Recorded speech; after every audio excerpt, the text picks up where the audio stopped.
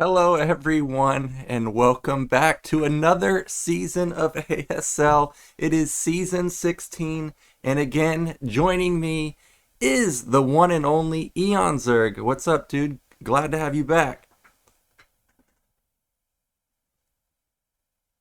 Oh, is he not here? Well, we do have Eonzerg, but I can't hear him right now, so maybe he went away for just a second. But we've got another great season coming at you. Uh, it's going to be a really exciting group because remember last season we had a lot of upsets, and this season in Group A we've got two of the people that were upset really quickly. We've got Mini and Soma, and the two players I think looking to make the upset is going to be Leta and Mong. Last season, Sock ended up eliminating Mini. I can't remember exactly who eliminated Soma, but I can remember that he went out very early, and a lot of Zerg fans were definitely very disappointed that he got knocked out so quickly.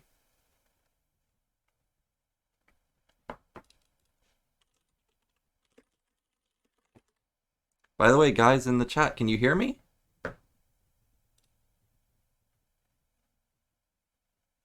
One second, Eonzerg can't hear me. Let me try and figure out something.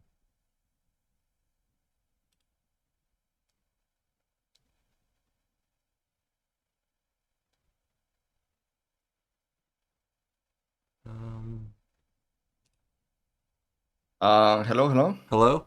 Yeah, I can hear Yeah, you. yeah, can hear you now. Okay, you're here, man. I was just talking about the groups, how we've got your favorite player in here, Mr. Soma.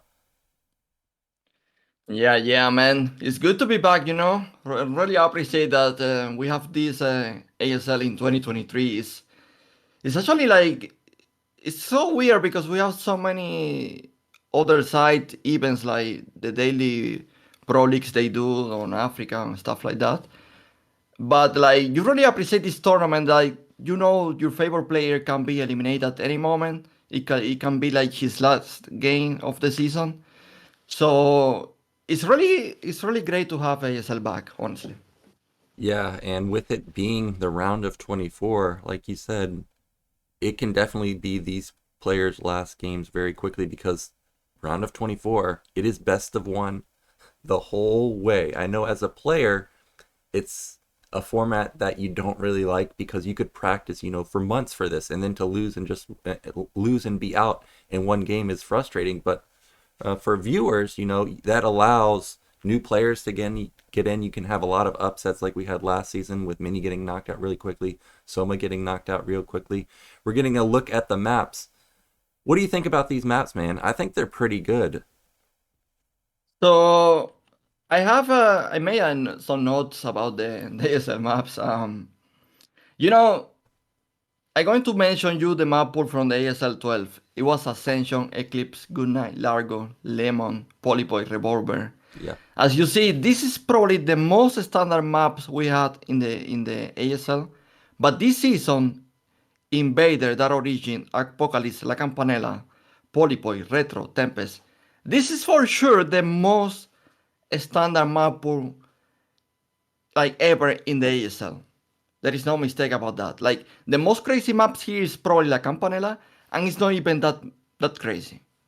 Yeah, La Campanella seems to be like a remake of Requiem. The question for me is Invader. That map looks really difficult for Zerg. Looks like we're looking at groups. As I mentioned today, it's going to be Mini, Leta, Soma, and Mong. Then Group B, we've got another great Zerg lineup: Sulky, Calm, Rain, C. Group C, Snow Killer, Royal Shuttle. That's going to be great. Light Free Action Effort in Group D. Queen Ample Sharp, Jadong in Group E. Then Rush, Ivory, which is a newcomer to ASL, an amateur, Bisu, and Stork. So overall, I would say these groups seem to be pretty balanced. Like when I look at every group, there's at least one like real standout, sometimes even two. So like for example, tomorrow Soul Key, Rain in my opinion, Snow Royal, that's crazy, man, because Snow is so good in Protoss versus Terran. Light Action and Effort, Queen and JD, crazy, and Russian Bisu in Group F, pretty nuts. This is for sure like one of the most stacked and exciting ASLs. The lineup is insane. Yes, you can say, well, Eon, there is no Flash, there is not the last, but still, even with these two like out of the mix, like this lineup is so insane. There is like an insane line of Protoss players. Like there is no one missing from the Protoss side. And the third side is also really insane. It's really good. And the Terran side, of course, is super stacked. So one of the most exciting ASLs for sure in a long time. Yeah, it's definitely going to be super exciting. I'm really hyped for this. I'm wondering which superstar is going to get knocked out in these best of ones. We're going into interviews with the players. Last season, I remember Mong being pretty hilarious in his interviews, or at least it seemed. I'm not exactly fluent with Korean, but he seemed to be pretty good. Curious to see what they have to say.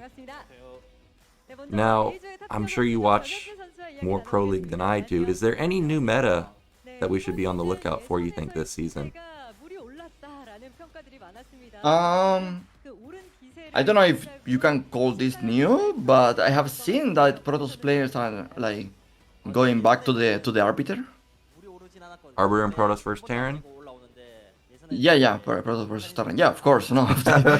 I'm like, I mean, you will lose your mind if I tell you that was a PPC scene now. like Eonzerg, are they going Arbiter openers instead of Templars versus Zerg? That's a pretty big meta shift. Why you didn't mention that from the beginning?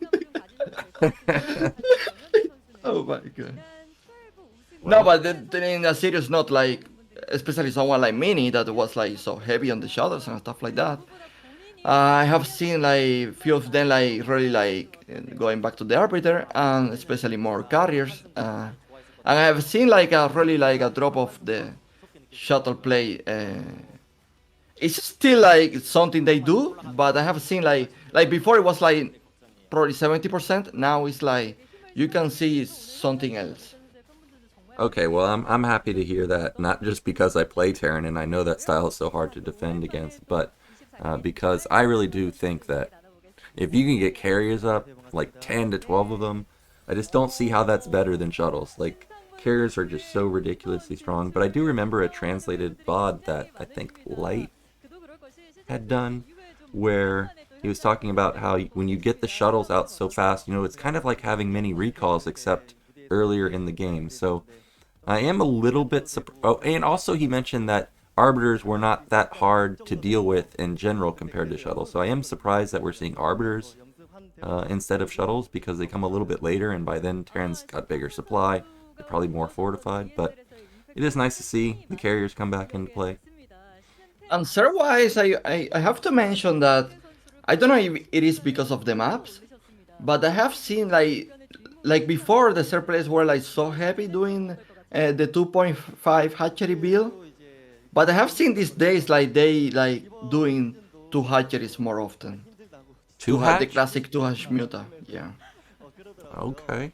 And you said that was in Zerg vs Terran? Yeah. Yeah, that's what I assumed. When I heard the two, I do know players like Sulky do go like low econ in Zerg versus Protoss though, so wanted to confirm that. Yeah, I saw a lot of games actually recently. Was it? I feel like I just watched a game with Sulky the other day, and they were doing like a 215 gas quite often, sort of along the lines of the 2.5 hatch. But do you think we'll ever see any 3 hatch play at all? Because I seem to only remember players like Shine pulling that out last season. With these maps, I'm not really confident we're going to see that kind of build order, like three hatcheries, the classic three hatcheries. I don't really think so with these maps. Will be rare. Could it be that maybe if the Terran player actually like scout super fast and steal the refine like the gas, maybe that's a possibility. Okay. Well, I do hope we get to see some games on Invader, because that map looks really difficult. Zerg versus anything, really. I'm especially versus Terran. I really want to know where they expand. Bottom left looks like it's going to be the only Something position. I didn't figure out yet, Yeah. I'm really curious, is that certain players are doing 11 hatchery these days. Bruce Terran? When they're trying to do see against Terra, when they're trying to do the 2.5, like that new optimization. The thing is, what I don't really get is that they also scout, like they making super early hatchery. They scouting with a drone like very early as well. And I don't really understand the optimization too much because like you are not even like mining with the 9 drones. So you are like losing income by doing that, but you also like making an extra drone. For example, let's say you're doing 11 hatchery, then you make drone, then you make spawn pool, then you make drone, then you make starter, and so on. And like, well, why not just like go 12 hash, and you are not doing all these tricks and just scout normal? And I'm not really getting the optimization, to be honest.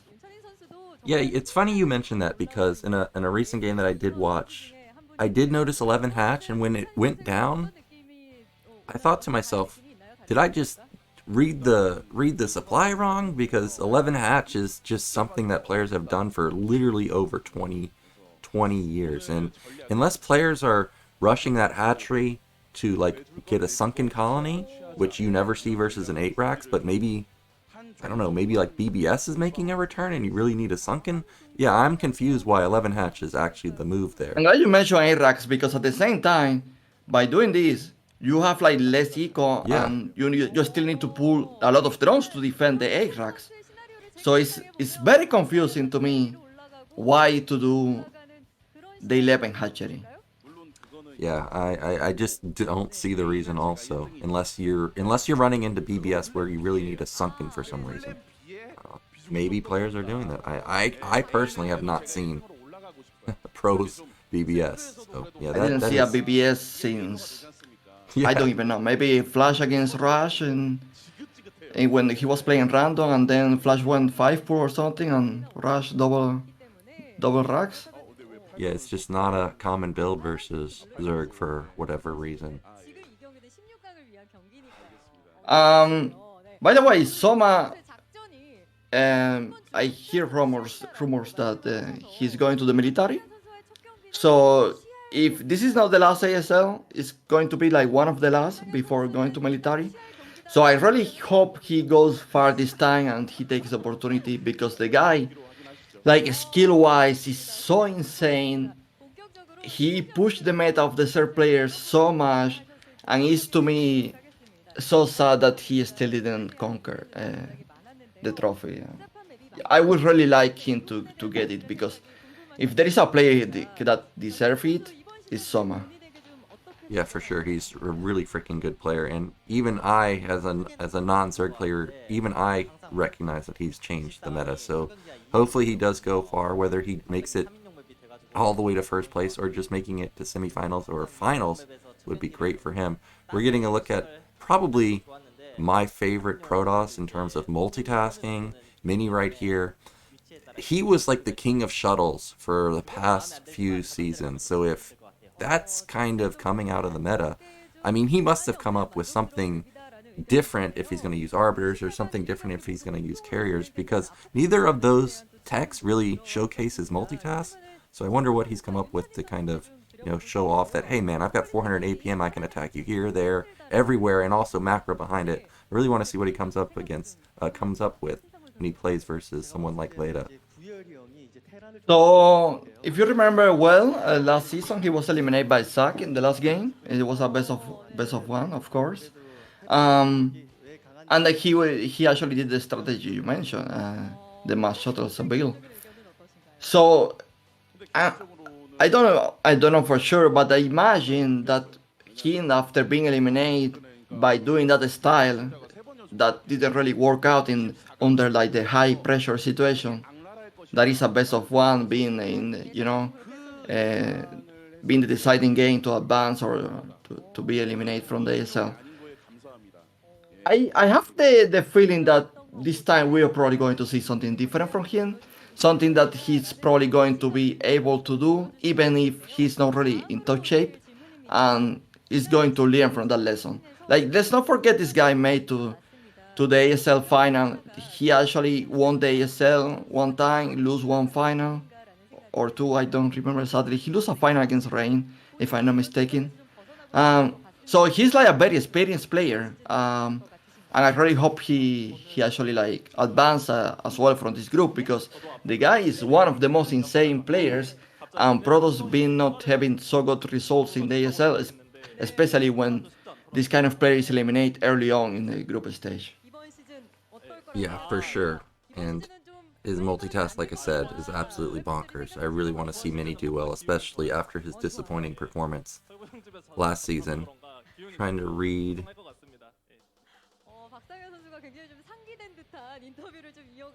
I think the question is, how does Soma think this season is going to go? I'm sure he has high expectations for himself, especially getting knocked out real quickly. Apocalypse is our first map to open up the season. What do you think about Apocalypse? I feel like that's the map that is like an Ascension remake, if I remember correctly. Indeed, but there are some interesting changes to the map. For example, Apocalypse has like 10 mineral patches in main, but one of Okay. them is like a reduced number. Like it doesn't really going to last too long. So I really like that change because like products can get very toxic on such maps. Yeah. And overall, like the map design, the way you attack, and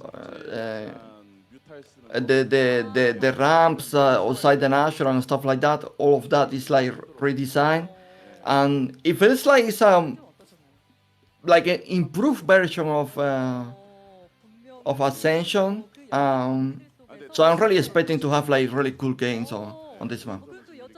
Yeah, I think the biggest change from what I'm looking at right now for that map is the fourth base that you take is not all on the same level as the other three. Like, you actually got to go up into high ground and then down to the fourth base.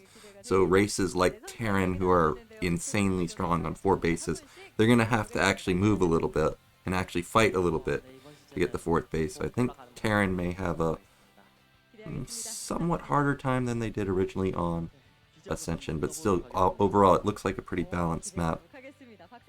By the way, one of the advantages, in my opinion, of having these classic maps and very standard maps is that we are probably going to see like overall very nice games from every pro gamer. Yeah. It's not really going to be a case of, oh well, the one that prepare most the map is going to perform the better. Yes, that is going to be still be the case, but overall, I feel like the quality of games this season is going to be very high. Yeah, for sure.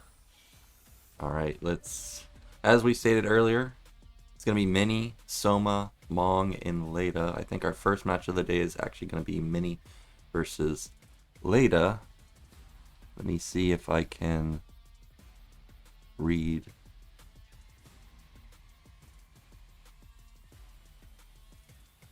Oh, actually, there's a comment. You were mentioning that Soma might be going to the military pretty soon, and the second line there is they're talking about how this might be the last dance for Soma. So you could be right that he may be leaving, after this season to join the military. Okay. And then also the last comment is, of course, about the two-port Wraith from Leta. Last season, I'm sure everybody remembers JYJ with his amazing two-port Wraith control versus either Hero or Sulky. I can't remember exactly who he pulled it out against, but that's obviously always a deadly build. We're getting a look at Apocalypse, as I mentioned. As you can see, it looks very similar to Ascension. And as I mentioned, the fourth base a little bit farther away. You actually got to go to the high ground and move down. But other than that, I think you're spot on, Eonzerg. This is just a better version of that map. Oh, by the way, I forgot to mention Nyoken. Actually, this map is like very popular to do the two ports. Okay. Well, Leta's definitely somebody that can do it. For sure, like he's like, I mean, he made a career of that. I know he did, man. He's crazy with it. I think he was actually the first person to actually show that, hey, you can actually Wraith micro like their mutas. And I think Wraith have slightly more range than mutas, so you can actually just hit mutas and not get hit back. Which is pretty crazy. It's kind of crazy how the evolution of this like goes because like I remember when I started playing StarCraft, like playing against something like that, it was like trolly. It was like, yeah, he's not taking you serious at all. And Yeah. now it's like like Leta made it like, okay, this is like a very serious build and I can do a lot of damage with this. Yeah, and it's really punishing. Like if you mess up once, it just snowballs really hard. Like absolutely really hard. But likewise, let's say you attack as Terran with 3 or 4 wraiths and you lose like one of them, all of a sudden that can be a big deal because now you can't one-shot drones. Once you reach 5 or 6, it can really start snowballing the other way too if you lose an early wraith. So you obviously got to be very careful. We're getting a look at Mini. He was number 2 in the overall ASL stats. Looking at Leta, you can see he actually doesn't have a lot of results in ASL, but pretty good win rate versus Protoss, just 50%, but of course he only has 2 games played, so I don't think you can think too much of that. It's a bit insane that to me that like Leta didn't really accomplish too much in the ESL era. When the guy was like a prime force back in Pro League and like the individual tournaments, like okay, he wasn't really like a championship contender, but he was like a very solid player. So yeah, I'm surprised he didn't really get too much from this ASL era. Yeah, and back in the old days, he was definitely the number 1 guy on Sparkies. Like he was the go-to uh, the player on that team. He was a really big star, so it is a little bit surprising that he's not able to get the results in the modern era. But maybe it could be his season, man. We've seen a lot of players actually showcase that they've got what it takes to go the distance. Like JYJ, who I considered to be a good player, but was he like an ASL winner? Previous season I didn't think so, but he proved me wrong. Going I all, mean, Nyoken, yeah. Nyoken, you just say it could be his season, and I don't agree with that at all. Okay. I Well, you mean, never know, Nyoken, man. what? I mean, I know it's too early for you and everything, but come on, man. All right. Okay. I'm a believer in the two-port Wraith, man. I don't know about two-port Wraith versus Protoss though, but two-port Wraith versus Zerg, I could see some players that are specialized in that particular build go very far. I mean, yeah. I imagine now that Leta good goes like 2 ports against Minion Apocalypse and he win. I'm going to lose it. I would also lose my mind. Well, we're ready, guys. It's time to get in game 1 of Group A, Season 16.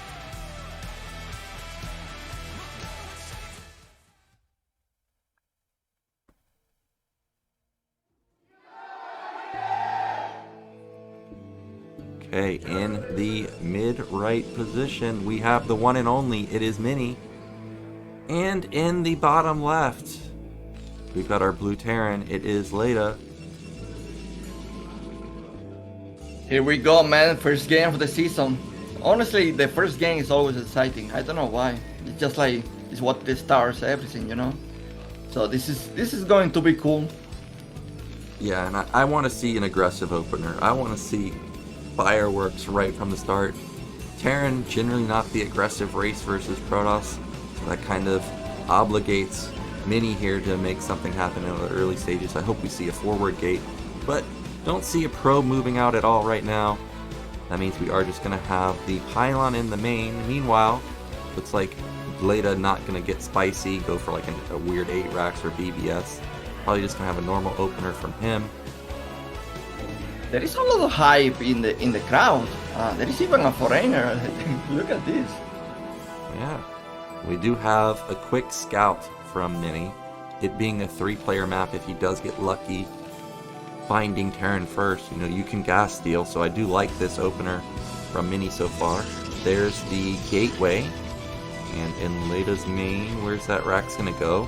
The depot's kind of in a weird position, but with him spawning on the left side, he can do that exactly, put the barracks right there, so he will have good Sim City. Because it's not at the natural, I think this is going to be gas, and there it is. So going to have 12 gas.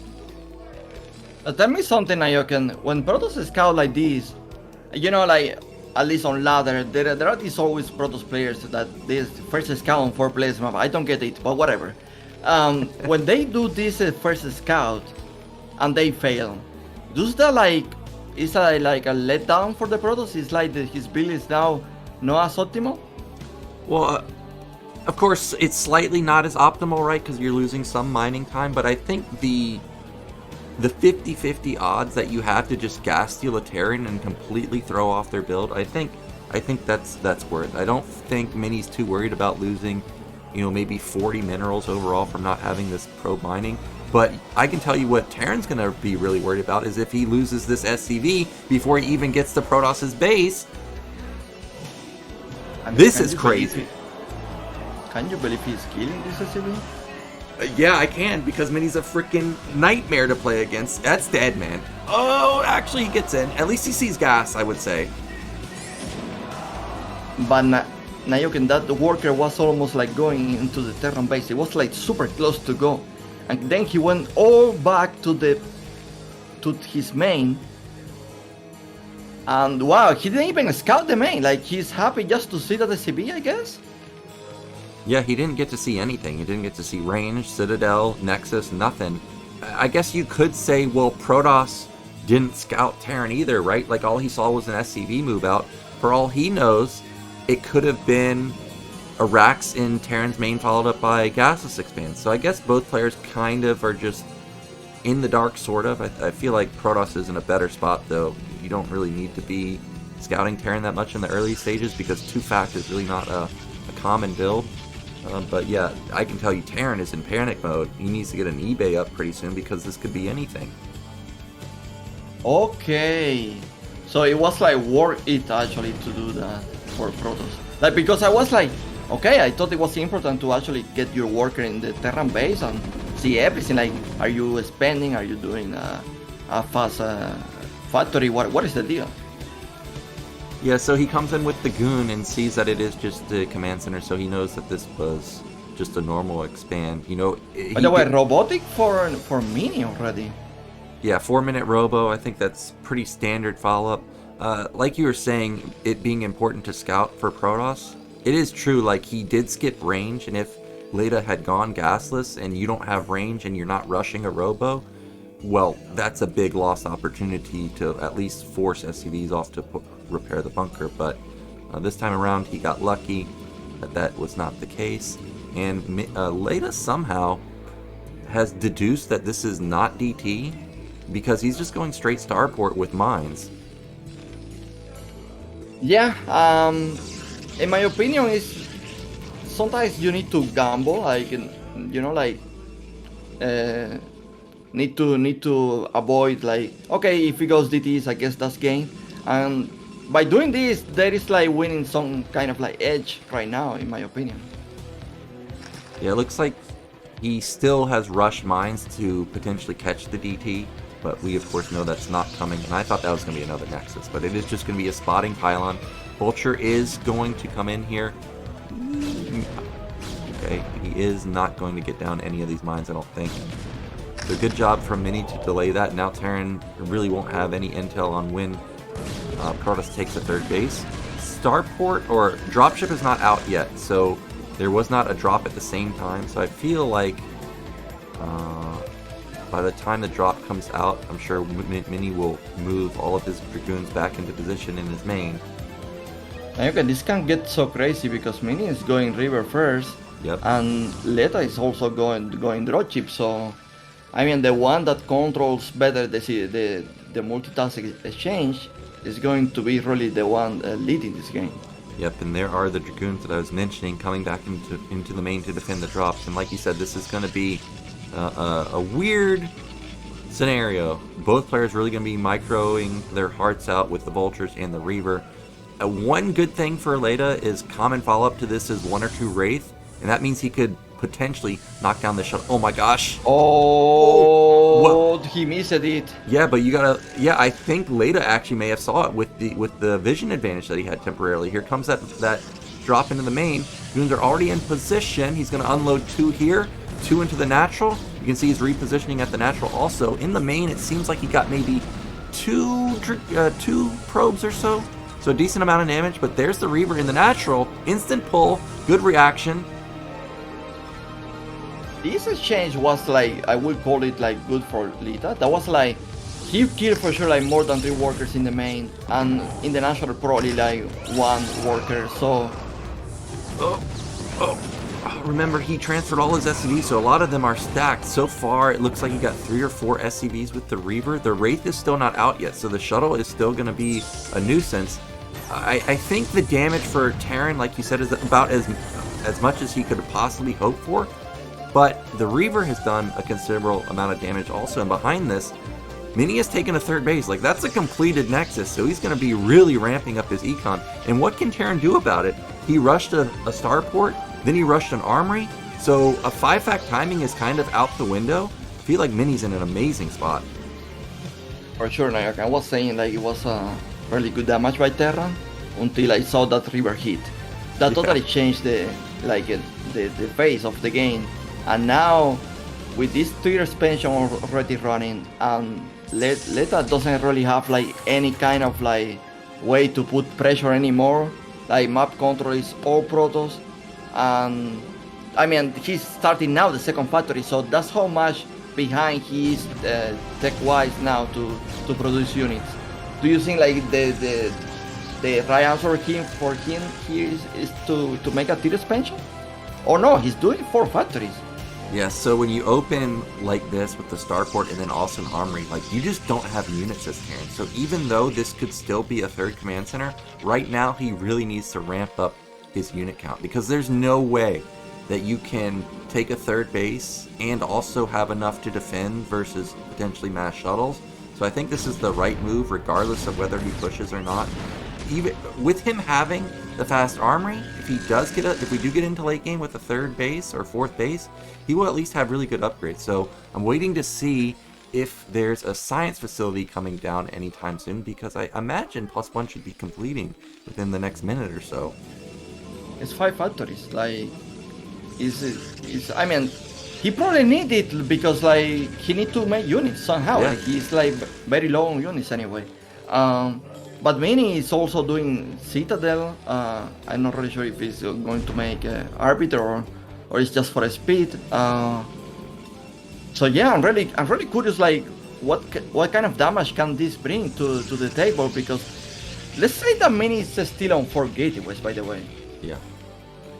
I think that this is going to be a timing, by the way, because every time we get a look at the command center, SCVs are not being built. And that means that Leta must be going for a timing. Why else would you be cutting so much?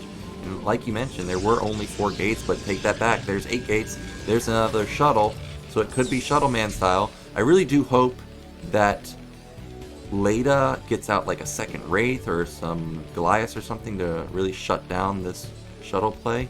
Right now, he's actually building a turret, acting like he's going to take a 3rd command center.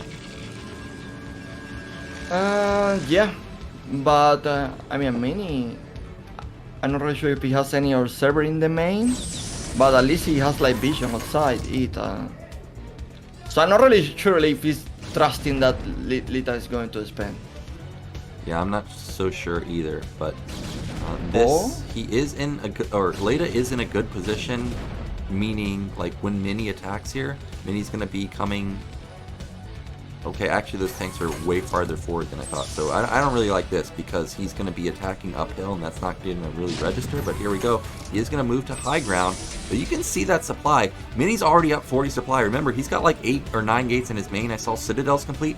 I didn't see Templar Archives, so I don't think there's Storm, but still, just pure gateway units, speed and goons should be more than enough, and we do have shuttles acting like they're going to move around towards the left side and potentially counter the main.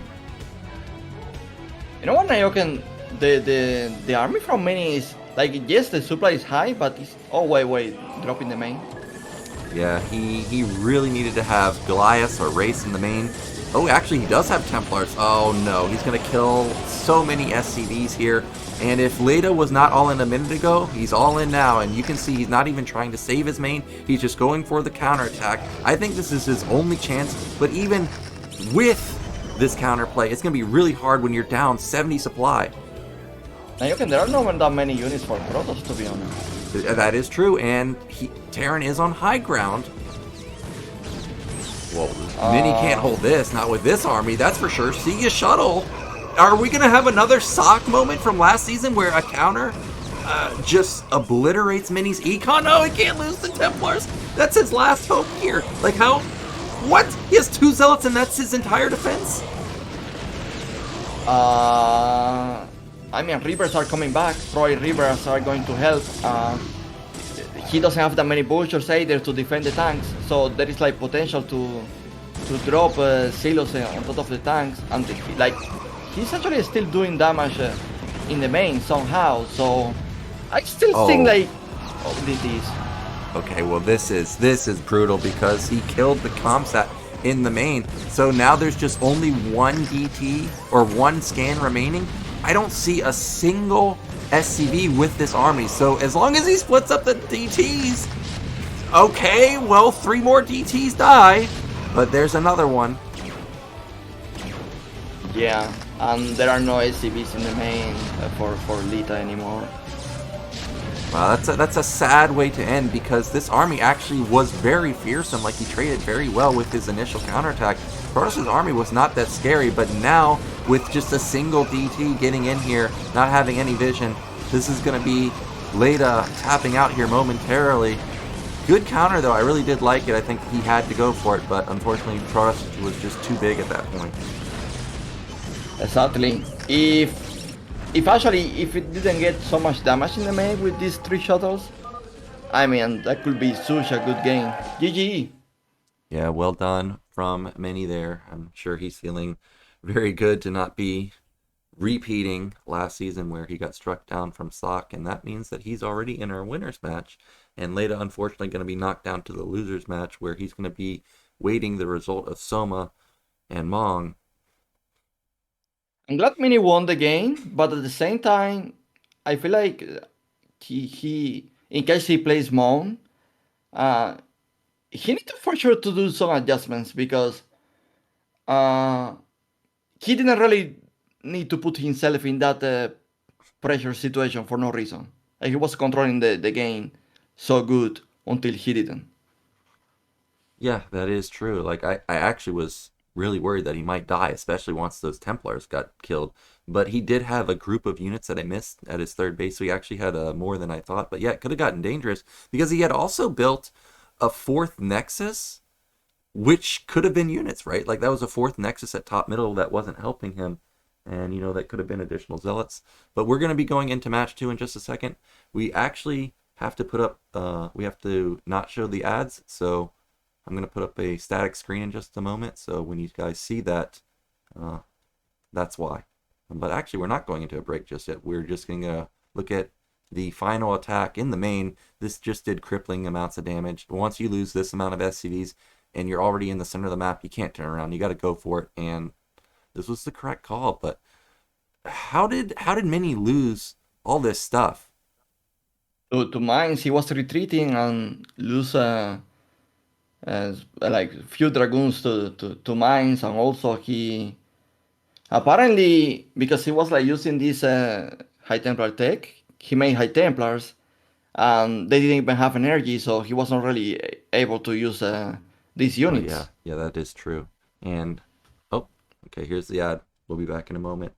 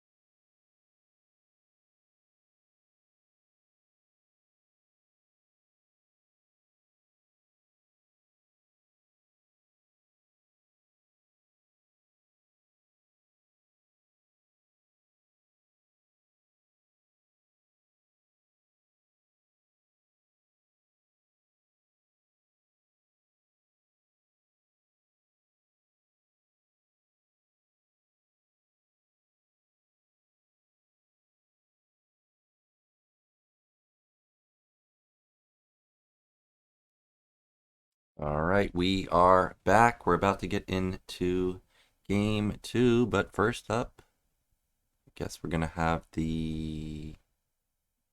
their promotion. Let's see, maybe ask ASL. Oh, we got music, so I'll keep it muted. But Mong versus Soma, what do you think about our next matchup, Eonzerg? I'm expecting Soma to win this, and Of then course. I mean, I don't know what do you want me to tell you, man? Like, I'm expecting this to be so easy and fast. I don't even know. Okay.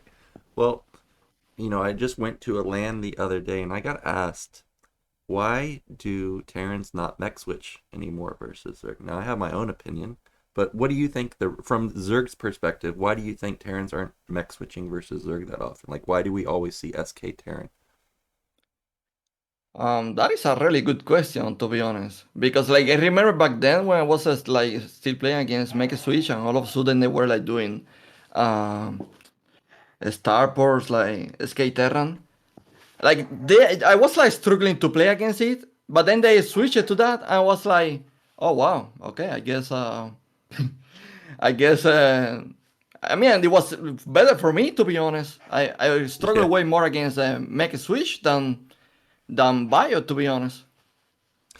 Yeah, I didn't really have a good answer to the question because I think mech is a really, really good comp, but I imagine that Zergs have just gotten so good at reading it that maybe they're able to exploit, the point where they're switching where Terran can't really attack very much. Maybe Zerg's econ just blows up too much at that point, and it's hard for Terran to um, keep Zerg kind of in check, if you know what I mean.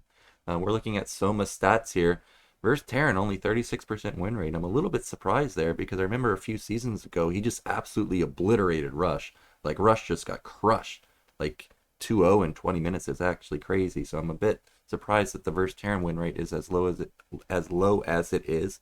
And Mong here, also struggling a little bit versus Zerg. A few seasons ago, he did go for a mech switch on Vermeer versus Sulky. It's one of the best games I've seen in ASL. And I think even last season, he attempted to mech switch on Heartbreak Ridge, but again, I don't think that was a successful game for him. Um, yeah, if you remember that game, he was actually caught in the transition. Yeah. So he lose all the bio in the mid of her brick to whole lurkers. Oh And yeah. then yeah. Kind of like the transition wasn't so good, to be honest. I think that Nyoken, to answer your question early on, the answer is that the queens were like really like stopping the mech way Yeah. too easy. Yeah. I also mentioned that like if you can build queens and not get punished, even if it's just like 3 or 4, like that's just 4 tanks for free, right? And that can be a lot of the DPS from Terran during mech switches. So yeah, I agree there that it's probably the queens. And again, we got some more foreigners, man. Oh, and that guy said Yeah, he came here to watch Mini, so a big Mini fan. yeah. Let's see if actually he brings the luck to Mini and he get out of this group. And that guy right there, he really wants to have Mong and Soma make it in. So he's predicting a big upset if Mini gets eliminated again. He's rooting for the CJ house. Yeah, man. So we are about to go into game 2. Remember, Mini already in the winner's match. He's waiting there. Let's find out who's he going to face off against. Is it going to be Soma or is it going to be Mong?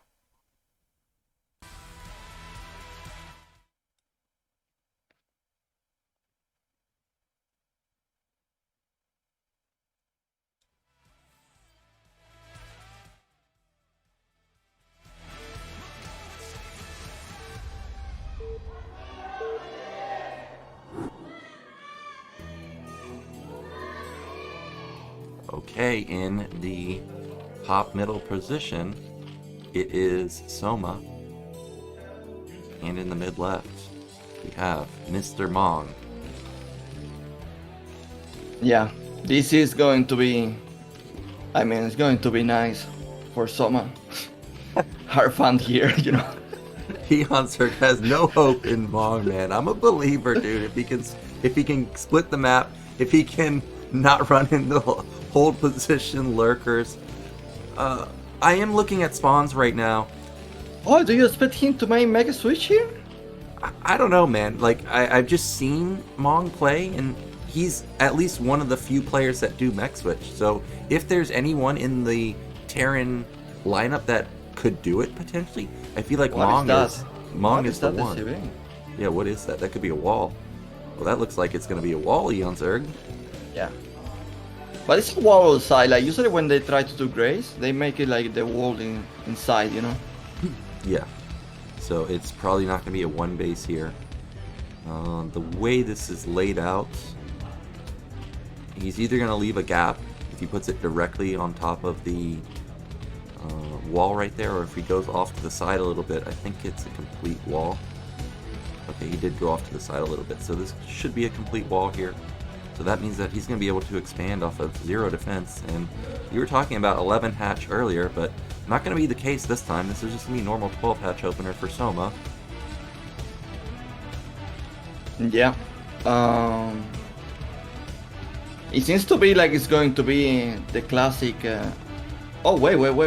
He's making 12 hash? Oh my god, it's 3 hatches before... 3 hatch? Before pool? No.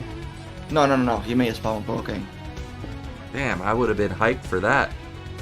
But where So would it was he get... Nyoken was 12 hash, 12 pool, Yeah. and 12 gas. Okay. So more like I mean, the gas timing was a little bit later than last season. I remember last season being like 2-minute gas, right? So this was like a 210. 210 doesn't strike me as like a 2.5 hatch build, so this is a little curious to me, this gas timing. I mean, with the kind of build order of 12 hash, 12 pool, and 12 gas, it kind of like smelled to me like 3.5, just a different optimization. Yeah. Probably more eco heavy. Yeah. Yeah, definitely probably snuck in like maybe one additional drone in the early stages. And that wall actually does have a gap there at the top side of the depot, so it's more like the ample wall, at least that's what I call it, because he was the one that I first saw leave a gap consistently. And this is a 2 Marine move out. Okay, yeah, he's turning around. He just, well, I hope he's turning around, because I don't want to see him lose his first three Barracks follow-up for 2 Barracks Academy is going to be the choice for Mong. They're going to put pressure early on. I mean, good luck with that, to be honest, against Soma. Good luck with that. Like, it can be tricky. Like, you can lose the game right away if that actually fails. That is true. But surprisingly, 3 Marine. Okay, what? well, Eonzerg is about to get weird, because if he goes in with 4 Marines, 4 Marines 1-shot or 2-shot lings, they 2-shot drones, like, he can get a lot of damage done. He's going to get a lot of damage, actually. I mean, at the same time, Zerlings in the main, but Soma has only 2 Zerlings to defend these 4 Marines. Yeah, I think he could even... Okay, well, the Marines got to make a decision on what they want to do. They can't stand here. Drones are just going to kill them easily, and I don't... Okay, he got 2 drones. I don't think that was worth, especially with the lings getting in the main and killing a Marine. You know what? I think I disagree with that, because like he made Soma like pull a lot of drones. If you think about it, like he was like also forced to make more Zerlings. I think that was like good for Mon. Like if you think about it, like he only lose 1 Marine in the main probably, or if he lose 1, we didn't really see what happened there. That is true. I think Soma should catch up pretty quickly, especially with that somewhat quick 3rd hatch in his main. SCV did confirm the Spire timing, so everything looks pretty normal. Soma did not build really any more additional lings. I think he has 5 or 4 lings right now, so this is more than enough to at least keep Terran sitting in this main for now. But Terran, once he builds like 2 more fire bats, may consider moving out. 3 racks? 3 barrack. That's really fast. Did the Mong scout the 2.5? He saw the hatchery? Yeah, he saw it. Okay. Well, this third Rex is quite quick. I mean, it was even before the eBay started, so Mong is going to really shoot up in supply really quickly, and this could catch Soma off guard. I think the eBay timing is pretty perfect. He's going to have turrets in time. Yeah, it's perfect for defense.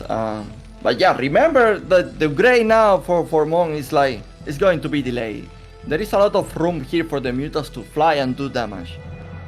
Yeah, that is true. So +1 weapon is not going to be on the field for at least until the 9-minute mark. And, you know, Zerg players, if they don't have to face +1 Marines, you know, they're extremely happy about that. Third base coming down for Soma at top right. Heard a scan go off, not sure exactly what he scanned. Marines are not moving out though, so it looks like Mong just wants to play defensive here. Okay. Oh, there's a whole Eonzerg at the bottom side of the mineral patches. Does not go in though. What? One Marine is going to be picked up. By the way, Nyoken, the way Soma spent it, so interesting. Like, if he actually managed to secure that, then he's probably taking the expansion like this, like mid left. Who, Zerg is Next, going to like, take mid left also? Yeah. Don't you think? Okay. Like, where do you take your 4 gas?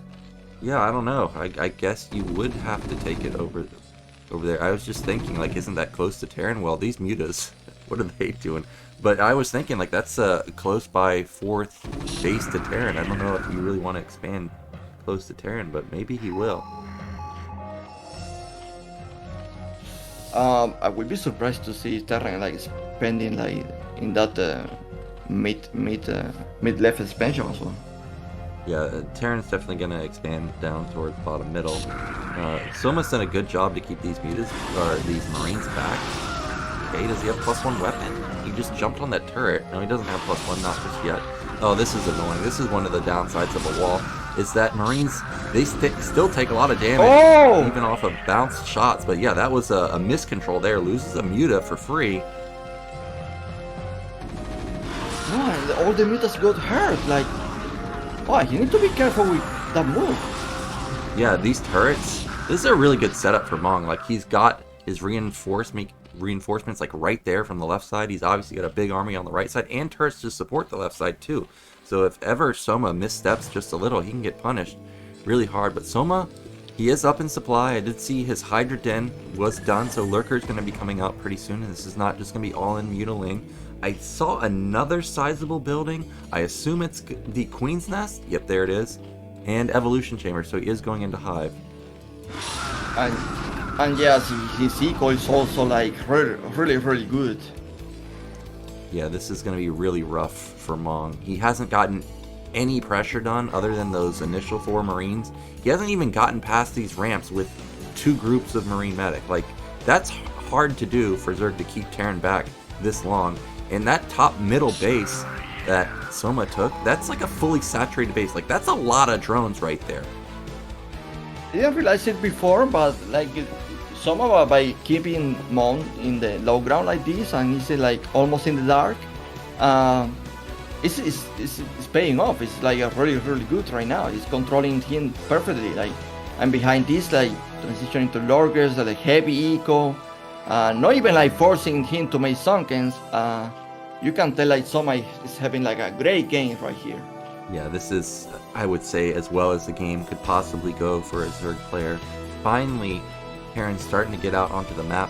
I did notice that Soma has +1 armor on his mutas, so I was hoping it was going to be Guardians, because I actually am a big fan of Guardians. Oh my god, if he actually slipped these siege tanks. Yeah, if he sees those... Mong is putting all on the line for this build. Yeah, this is the like 10-30, 11-minute push that Terran does, and if it doesn't win the game, you're just in massive trouble. Now, Lurkers are moving into position. We could have a flashback to Heartbreak Ridge last season. Eonzerg could have whole position Lurkers. That is best. Oh, okay, well, he spots it anyways, but still, okay, he's trying to split, and there's so many mutas here. That's so tanky. Yeah, They are, and that's 3 tanks, so this is a lot of firepower. The Defiler mound, I would say Consume is maybe halfway done by now, so I think Mong still has, like, if he was pushing and didn't have, and wasn't delayed at all, I think he could potentially bust somewhere, but there's a drop that gets spotted already. He's going to get spotted so many times because, like, Soma has, like, vision of over that place. Yep, 3 tanks. Lurkers are in a good spot on high ground, really nicely done. Gonna delay it really far. Okay, every single tank directly hit. That was great for Mong, who kills 1 Lurker instantly. There's been no response to this drop just yet. Okay, there we go. Mewtwo's now finally moving into position. What? Okay, I thought he was gonna unload there. I'm like, dude, there's Lings already there. In the meantime, a huge force is coming for Soma tier base. I don't even know if there is the fire out. Oh, Kurt consumed. There it is. And there's the orange cloud, and that means that Terran is in big time trouble because his push did no damage. You're facing Zerg with Mega Econ on 3 bases. Zerg hasn't even lost their mutas yet. Your drop just got shut down. You don't have critical mass vessels either. This is just a dominating position for Soma to be in. It's a mech switch Eonzerg, or at least it looks like. Yeah, it is. It is a mega switch. You were right about the below the choice for Soma, for Mong. But Nyoken, in my opinion, like, you know, mega switch is kind of like good when you are able to like to control the map to some extent. Like going like this to mega switch when you don't have any control, it's kind of crazy. Yeah, it's funny you say that because I was literally just about to say that. I don't know how you can mech switch this and survive. Like, he doesn't have critical vessels. He's got 3 tanks. Oh, he got the Defiler, so at least he's buying time. I guess I would say the one saving grace that I'm seeing here for Mong is that if he somehow survives the next 5 minutes, there's no 4th base Eonzerg. There's actually a lot of hatches in the main. This feels like Soma's trying to just end the game pretty quickly. As I say that, there you go. The 4th base on the left side, you called it, and 5th base on the right side.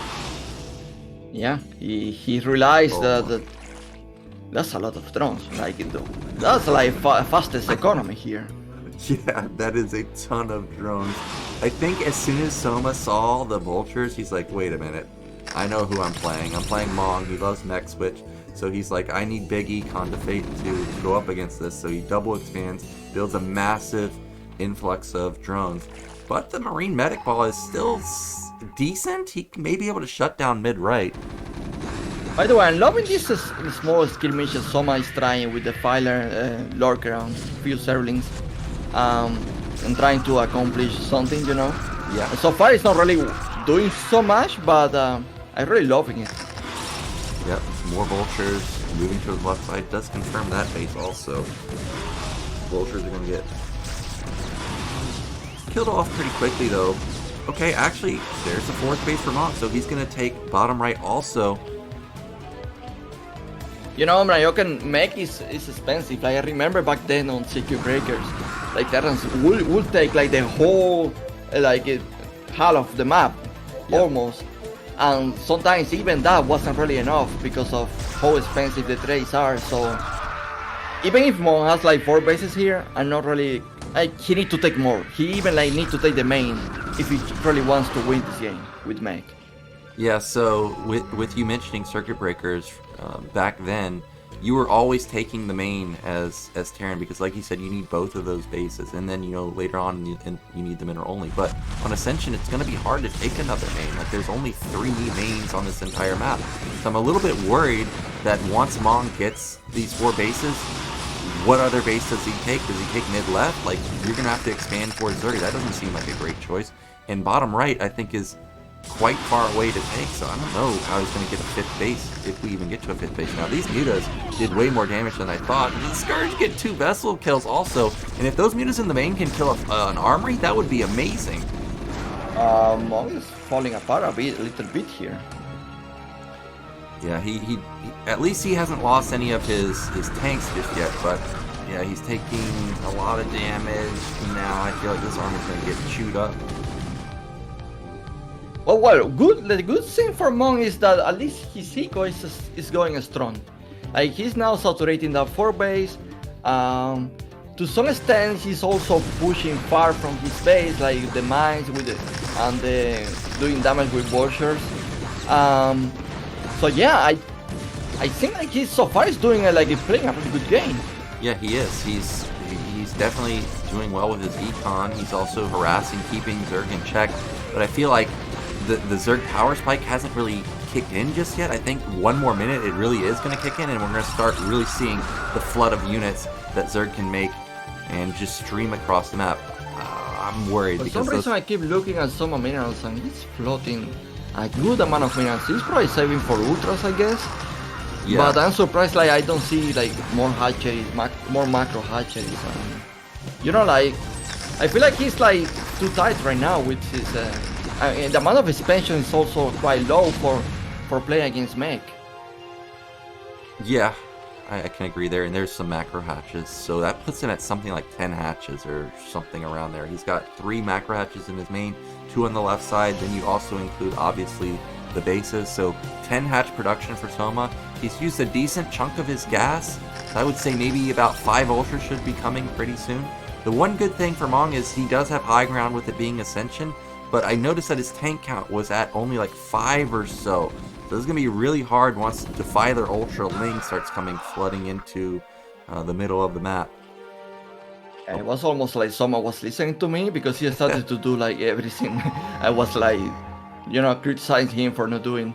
But so far, it's going to take time for him to get all this production up. He just started. So there is probably Mong need to really use this moment to at least to keep pushing far with mines and vultures. Dude, Soma's econ. Oh, okay, this was a muta switch actually. That's more mutas than he had originally, and it does catch Mong in an awkward position. There's 10 mutas left over. There's only 1 Goliath remaining. That vessel does not have energy, and it dies. I think. Yeah, the muta switch, Mong didn't see that coming. You can see he's super exposed now. There is even a drop coming to Mong base now. Mong is in troubles. Yeah, this may be lights out in just a moment. He's got his 4th base breach. I mean, look how much Zerg has. And there's going to be a drop in the main. This is why, as you stated, you've got to have map control when you switch like this. Because if you don't, it just snowballs so hard. Now, that drop is going in an interesting way. Don't lose this. Okay, he does luckily unload. And that's a Dark Swarm drop at the rally point. And that's going to be so frustrating to deal with. Yeah, I was asking myself, do you remember you mentioned that Soma made +1 carapace for the air, for the mutas? And I asked myself if that was actually the plan, to grade carapace to make a muta switch because he knew he was playing against Mong and he loved to do the mech. Yeah, it could be. A lot of players do mix in, the Valkyrie sometimes, and if you don't have armor upgrades and they go Valkyries, mutas can get massacred, Overlords can get absolutely crushed. But that supply of Soma went from 130 to 170 in just mere seconds. So we could see the killing blow in just a moment. This is a near maxed out army versus a Terran player who's struggling to stabilize even any position on the map right now. Yeah, Soma is... oh my god, the ultras are out. Yeah, he loses so much momentum, Mong. So much momentum that I don't really he's stuck now on these 4 bases. There is no way he can trade in a way that Soma lose the game because Soma has almost the entire map. There is only 1 expansion missing that he's not taking, and it's the mid-left expansion. Yeah, Zerg literally has everything. And not only did this muta do crippling amounts of damage, what it's done is he eliminated all the tanks, and now Mong's army is I don't know, 8 or 9 Goliaths, 8 or 9 vultures. I haven't seen a single tank yet. And you know what, Eonzerg? Ultra's pretty damn good versus Goliaths. Yeah, ultras are terrible against splash damage, but Goliaths and vultures, that is free. Okay, well, that was really good pickoff. He eliminates a couple of the overlords. Actually, that's way more tanks than I thought he had. Where'd those come from? But still, I'm not sure if that's enough. That's so many lings, so many ultras coming in through the backside. Really good micro from Mong. think that's as good as it could have possibly gone, and he's still going to lose a ton of units. Sadly, like, even if we think, like, okay, Mong actually won, like, he won this fight, he traded better, the reality is that Soma can afford it because he has the entire map. Yeah, and Soma has like 10 hatch, 12 hatch production versus just 7 factories, so the flood of units, it's just going to keep coming. As a Terran, whenever you lose one position, it feels so difficult to re-stabilize that spot, and that's exactly what Soma's trying to do. He knows that he breached that side, so he's going to continue to just push and push and push. Even if he trades ineffectively with these tanks, 1-to-1, one tank for one ultra, I mean, that's fine for him because he has 7 base mining. I mean, the Swarring's alive, Nyoken. Oh There are gosh. like units everywhere. Soma like dropping now on that tier base from Mom. Wow. This is like, I'm not going to call it Sauron Ser because that's a Ulysside term. But it's almost like Sauron Ser. Yeah, I love this ultra right there under the Dark Swarm. Just hold position. He's like, come at me, bro. You can't hit me. Just standing there, bodyguard. So, What a beautiful game by a Ser player. Honestly, I love to see this. Holy moly, I love to see this game. yeah, I also like to see it because Zerg is just so ridiculous once they get all their econ kicking in. Just to see the Zerg swarm, the non-stop movement of Zerg across the map and just flood everywhere, it is really cool to see. And Mong is okay, he's now re-landed his bases, so he's still on 2 base. But all of his defense is on the mid, right, or on the right and bottom side of the map. If a drop comes into the main, I feel like that would be devastating. Yeah, there is not enough defense in the main. Like, for sure, if someone focus on that, that's probably it, because most of the army is placed in a way to defend that fort expansion. Well, okay, here we go, another drop. The Muta's soaked up a lot of the Goliath shots, but okay, here we go. He does unload. He does get everything unloaded. Okay, here we go. More Lings, more Defilers. I'm surprised he hasn't mixed in his Lurkers because there's no vessels here to actually deal with Lurkers. But he has been breached on the high ground. I think Mong knows that the writing is on the wall. We should be seeing the GG momentarily. Like, the tank count just isn't there anymore. There it is. GG, well done. GG. Oh my god, what a good game. That was a great game by Soma. Great game. And honestly, Mon, he did actually better than what I expected. I feel like apart from he really, like, there was a timing he tried to attack with the tanks and the bio to the Soma tier base. That actually didn't work so well, and I feel like from that moment his game plan really like fell off a bit. Yeah, like, you really only have like a minute or so to make that tank push work, and if it does no damage, you're in big trouble, especially when he followed up with a drop, because now he doesn't even have, like 3 or 4 vessels to just be annoying with a radiate. Like, he was just really in an awkward position. I think the mech switch was maybe his best chance. I don't know. I mean, maybe he should have committed to Marine Medic and just try and pray that he could out multitask Soma, but Soma had such big econ that I feel like that wasn't gonna happen. But regardless, it was still a good game, and Soma looking like he is a monster already. He's looking good. If you ask me, he looked like better than what Mini looked against Lita. So I'm really hoping that Soma is going to, to advance 2-out. I probably need to tone down my Ser feelings here, because I understand that I'm not the only one like watching the games. But yeah, I like honestly, like, in the shape form, I will say like Soma is looking really scary this day. Yeah, he looked really good versus Mong, but what about his Zerg versus Protoss? Is there any new changes in ZVP that you've seen? Like new meta changes?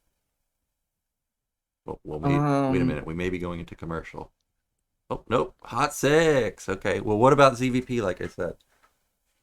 I'm actually like thinking about switching to Protoss. Okay, yeah. I don't know if that answers your question.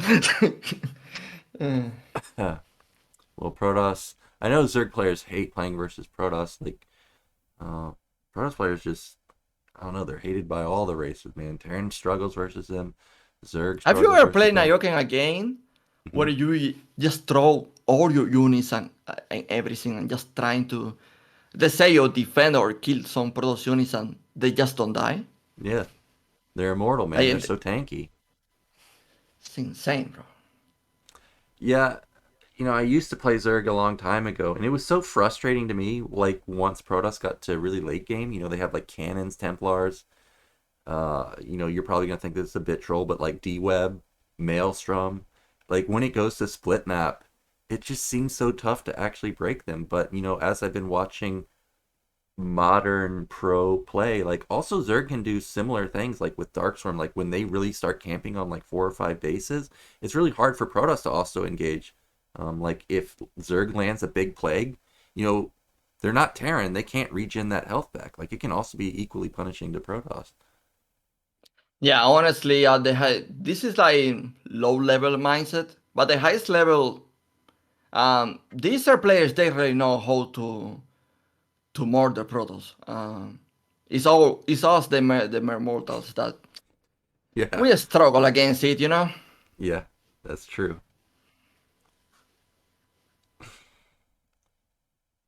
Yeah, of course, into the rain crushing that man.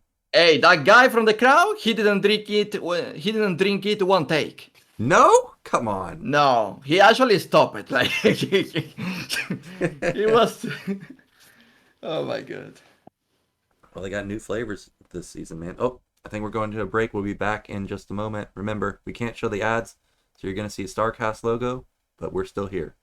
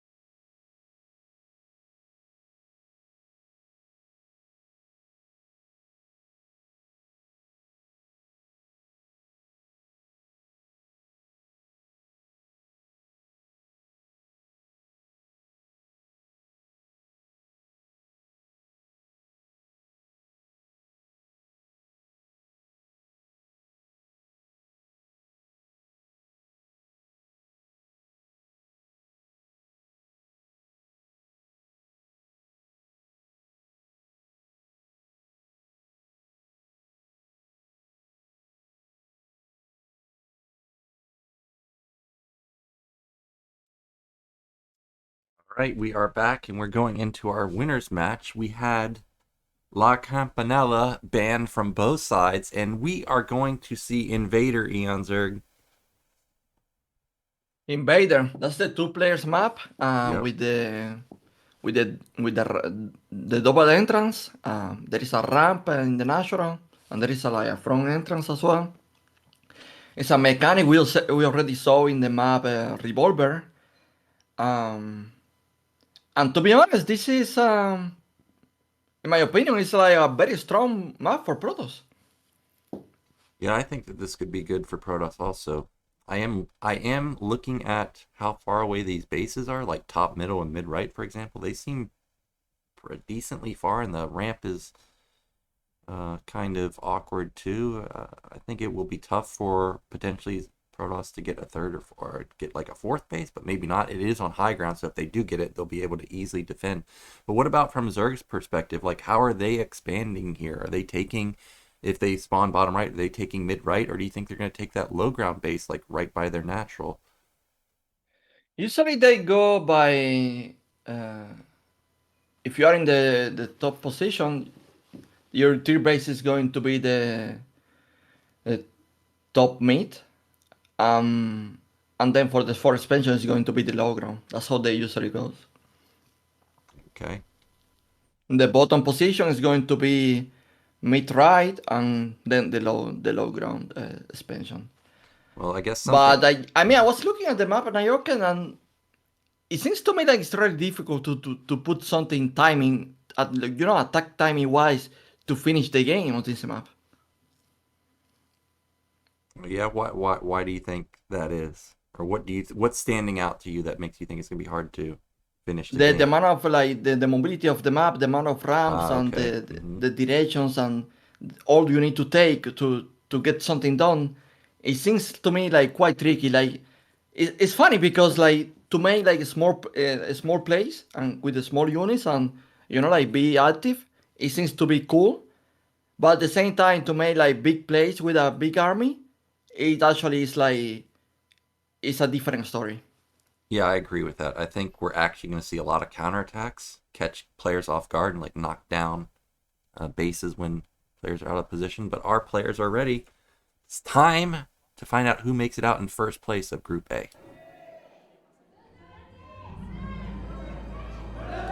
Alrighty, in the top left position, coming off a dominating win versus Mong, it is Soma. And in the bottom right, it is Mini. Yeah, I have seen a good amount of games on this map, and they usually like they go to the long distance, and Ser like Ser is able to take these 4 bases, but then it gets tricky to take more bases. Yeah, exactly. Like those bottom left bases, yes, there's a corner at bottom left, but you got to go so far for that. And then those other two, they're on high ground technically, but like Dark Origin, you can like get stormed from low ground. I feel like that's just gonna be a nightmare to take. What do you Ooh. think about taking the corner at top right? But that would be kind of towards Protoss. Like both players are expanding in that direction. That is the problem. It's Yeah. it's like very hard to defend. Yeah, that is the issue. Like actually, like so difficult to. And let's be honest, like Protoss can actually have the same situation. The thing is that I believe that like Protoss need always like one less expansion than Ser. So like Protoss is already in the rush to take more expansions. Yeah. Well, we did see in the match history in Season 10, Soma beat Mini, so overall, he is up 1-0. And we did have a pool first opener because that probe got in there and was able to deny the hatch. We do have Forge as a follow-up, so Nex is going to be coming down pretty soon, and okay, he does just draw the probe out of position to put down the hatchery at the natural. Many doing a good job with his worker. Yep. He's denying that expansion. But you know what? I'm surprised. Like Many actually doing a build that is no gay first. Yeah, I mean, Mini's really good with his zealot control and obviously streamlining his build. Like, I still remember the season where he just absolutely obliterated Zero with no forge before the cybernetics. So it is a little bit interesting to see Mini in particular open with forge first. Wonder what he'll do, because, you know, Mini's a very clever guy. He must have some type of mix-up, whether it's, you know, moving out 10, 15, 20 seconds faster than usual. We really want to see what he wants to do. And we do have the third hatch coming down for Soma at top middle. I see gas also coming down at a similar timing for him. Everything That looks... gas for Soma, that was 250. In my opinion, that was a bit too late. Oh yeah? What's the normal timing? Like 235, 240-ish, if I remember 240, correctly? like, yeah, something like that. If you want to deal with the Corsair and with the Spire, that would be it. And so, like, yeah, surprising. I don't really think this is a good map for like 973 or Hydra Bass, but we will see. Yeah, we will see. I'm waiting to see where that gas goes for Soma. I imagine it's for Lair. Approaching, and there it goes. Okay, so it is going to be Lair for him, so nothing crazy. Not going to be like a 3-hatch Hydra bust. Back in Mini's main, I think he started the cybernetics, and he has started to mine gas, so Stargate should be coming in pretty soon. He has another probe out on the map, and first Zealot has moved out, and unfortunately for him, the Overlord just barely got vision of it, so he knows. There is no Lair, Nyoken. That was no Lair? That's speed? Okay. So what do you think this is? Like, he's still not spending his 100 his I mean, there is gas. no way he's settling all in with the speed, right? Oh, it's a hydrogen. Oh! But okay. Oh, there are sellies. Oh my god, I almost died. Yeah, we both thought the same thing, that this guy's going to see the hydrogen and no Lair. And that would have been nightmare scenario for Soma. But Nyoken, like, with the speed like this, and... Oh, wait, what? He went straight speed. No, he went Lair as well. Okay. Wait, Hydra then? What is this? Making me crazy. Yeah, I don't know what this is. This seems like sort of all in, sort of middle of the road. And I don't know, I'm confused. It has to be, I guess, he went link speed first to control the map. Look at that. That was pretty well done, to only let in 4 lings, but he is going to come in and see that, hey, this guy rushed Citadel. The Corsair isn't nearly going to be complete anytime soon. 4 lings, can they get any damage done? Not yet. I'm thinking, like, he made Hydra then and there. But he's making more hatcheries, so there is no way it's a drop build. You don't really go like for hatcheries so early. Yeah, well, look at this. Mini is worried because he's got a cannon going up in his main, and he's also not mining gas in his main. So even though he didn't kill any probes, this was good disruption from Soma here. Indeed, but well, the camp is getting up, and this is going to... Oh, wow. Maybe he doesn't even need to use that cannon. I can't believe he killed a probe. Like, he picked off the one that had low health. However, because he was microing that, 3 zealots into the 3rd base. Well, it seems that there is defense for this. I can't believe those zealots killed no drones. Like, that sunken started morphing when the zealots were already there. I was just imagining at least a full drone pull, or if he's going to fight with the drones, he's going to lose some of them, and he lost none of them. There is a Spire Nyoken, like... I would really like to understand why the Hydra then. Was that in case, like, Mini got a worker in the main? Do you actually sacrifice, like, 50 gas and the minerals to do that? And a drone as well? I don't know. It's all very, very weird. The Corsair count is what, 2 or 3 right now? And he noticed that the Spire's not done, so he can actually rack up multiple Overlord kills. And with it being a 2-player map, the rush distances aren't exactly the longest, so he's going to definitely kill that one. Maybe able to kill a second one, but I don't think so, because Scourge should be popping out pretty soon. Okay, he'll get that one for sure. Yeah, maybe not. there are 3 coursers out. I don't know if these 2 Scourge honestly are going to snipe one of them. It seems to be... Oh, that was close. Wow, he's gonna save... Wow, no way. He saved every Corsair. That's great for him. And it's supply block Soma. And now Soma has like 5 Mutas and 4 Scourge. Mini's not going to be scared of that. I'm still trying to find an answer for the Hydra then. Like I thought like maybe he's doing all this to do a Lurker Rush. But I mean, it doesn't make sense either because he didn't need to make that Hydra then so early. So I guess he changed his mind when he did a run by? Yeah, that could be... Well, I don't know. Like, he had already made that decision before the run by even happened. I honestly also am up in the air, but we do have Mini starting to put down some gateways. He's now up to 4 gates. Not too scary just yet, but there's an 8 Zealot move out. The Lynx, there is a counter-attack, Nyoken. There is a counter-attack to the Natural. Yep, this is what I was expecting to see on this map. Just anybody out of position, gonna get instantly counterattacked. However, there is a decent amount of Corsairs. However, only 2 cannons. No storm. Wow, this is gonna do a lot of damage. And actually, the Zealots couldn't attack top middle, so now they're coming back. But that Templar died. Both cannons died. He didn't lose that many mutas. I would say that was a pretty decent trade. That was really decent. I feel like he killed like 2 High Templars. He killed the cannons, and now there is a Hydra Flute coming to mini base. Is this game? Well, I don't know, because this is still a lot of Zealots. Like, it's still like 10 Zealots. They do have +1, and this Hydra count doesn't look overwhelming, but I could be wrong. He cannot afford to have straggler Zealots, though, that's for sure. He definitely needs to have all his Zealots up here trading as effectively as possible, because his cannons are not complete. Look at the Stutter Step Micro. This micro is too good. There are no cannons, but at least there is a High Templar.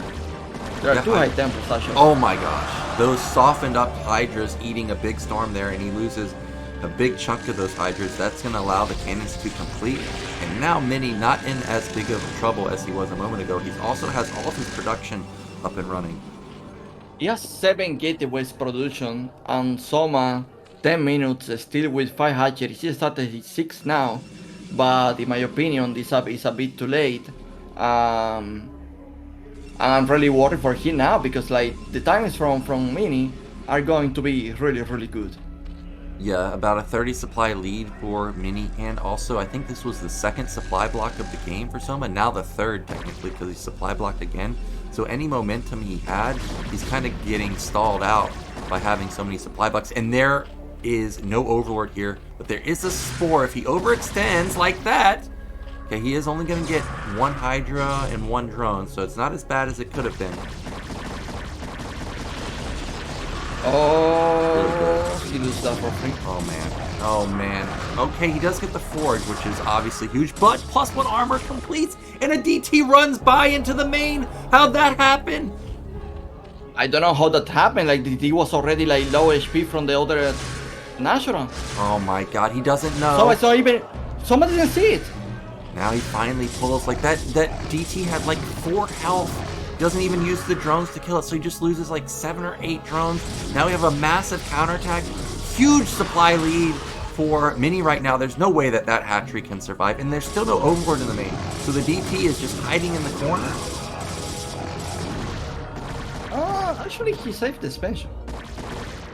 Well, he's saved for now because I think simply because that's not the entirety of Mini's army. Like, okay, Lurker Egg gonna try and save the day, try and mess up the AI, but I feel like this base is 100% dead.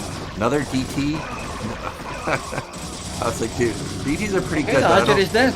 Yeah, it's gone. Well, he does lose a lot of Zealots. That is true. He lost a lot of Zealots there, and the DT gets taken out. The DT, I mean, it's getting damaged. Yeah, one drone.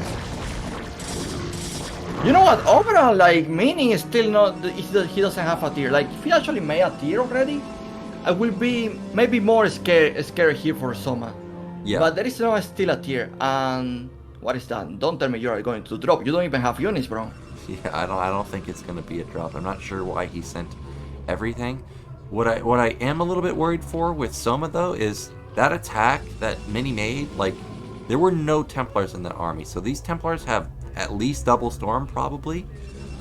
The goons are now starting to come out, so we're starting to get a real unit comp. However, lurkers are already set up, and you're not getting through this. I don't think that seems like a really hard angle for Protoss to break through. So I think that means that he's just going to have to be content with moving towards the left side through that bridge you see right there, or ramp. Luckily for Mini, there are two entrances. So Yeah. even if Soma blocks one, then he can use the other one.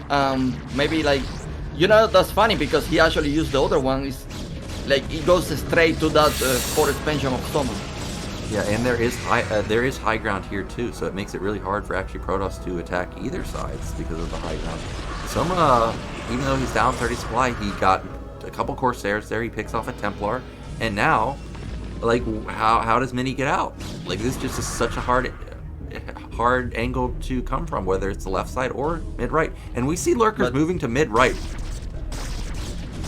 Okay, but there is almost no units in Mini entrance. So in theory, he could like go that way, but he's fighting here, and all the seals are dying. Yeah, all those zealots got crushed. Like, I realize there's still 8 left over, but so many are heavily damaged now. The storms are amazing, and now Soma's attacking on high ground or into high ground. Boone should really be able to chew through this, and he is, I think, going to push this army back. Really good storm. It's all 3 of the lurkers, but he doesn't have enough to actually finish the job. Here we go with Mini tier finally, and now this changed the table because even if Soma has like a 4 expansion, it doesn't have good saturation. He also is in a deficit of units, so I really wonder how Soma is going to hold the Protoss. Yeah, I'm also looking at Soma's 4th base, which is completed, but there's almost no drones there. So even though he has 4 base, he doesn't really have 4 base econ. Another Corsair does fall. However, as expected, Protoss moves out. Instant counterattack from Zerg, but luckily a DT spots it, so Mini's going to move into position and may potentially be able to save this base, and I think he will. Sounds very active game right now. But he didn't cancel the expansion from Mini, so that is fine. Yeah, this is a good spot for Mini. He also has his +2 armor kicking in. I didn't notice what Zerg's upgrades are, but I imagine he probably has +2 weapon by now. Yeah, probably +2 weapon for the Hydras, and I don't know if he's starting now with the +1 card. Oh no, it's still +1. Yeah, that's not great for Zerg. That's still +1. Well, he does kill the remaining Corsair, so I guess that's good if Soma does have drop. I don't think he does, but if he does, now with no Corsairs, a drop could do a lot of damage. But again, we've got another small counterattack, but I don't think this is enough to actually damage Mini. But Mini, I don't think he can damage this 4th base either. And what is this going to make is that Mini, instead of attacking, is probably going to think twice about it. Oh, never mind, he's going for it. Yeah, I'm surprised he's attacking up into this. This is a lot of lurkers, and it's uphill, and there's Hydras. Yeah, I don't know, but he does clear out all the Hydras, but the question is still, is there enough to push back the lurkers? And the answer is no.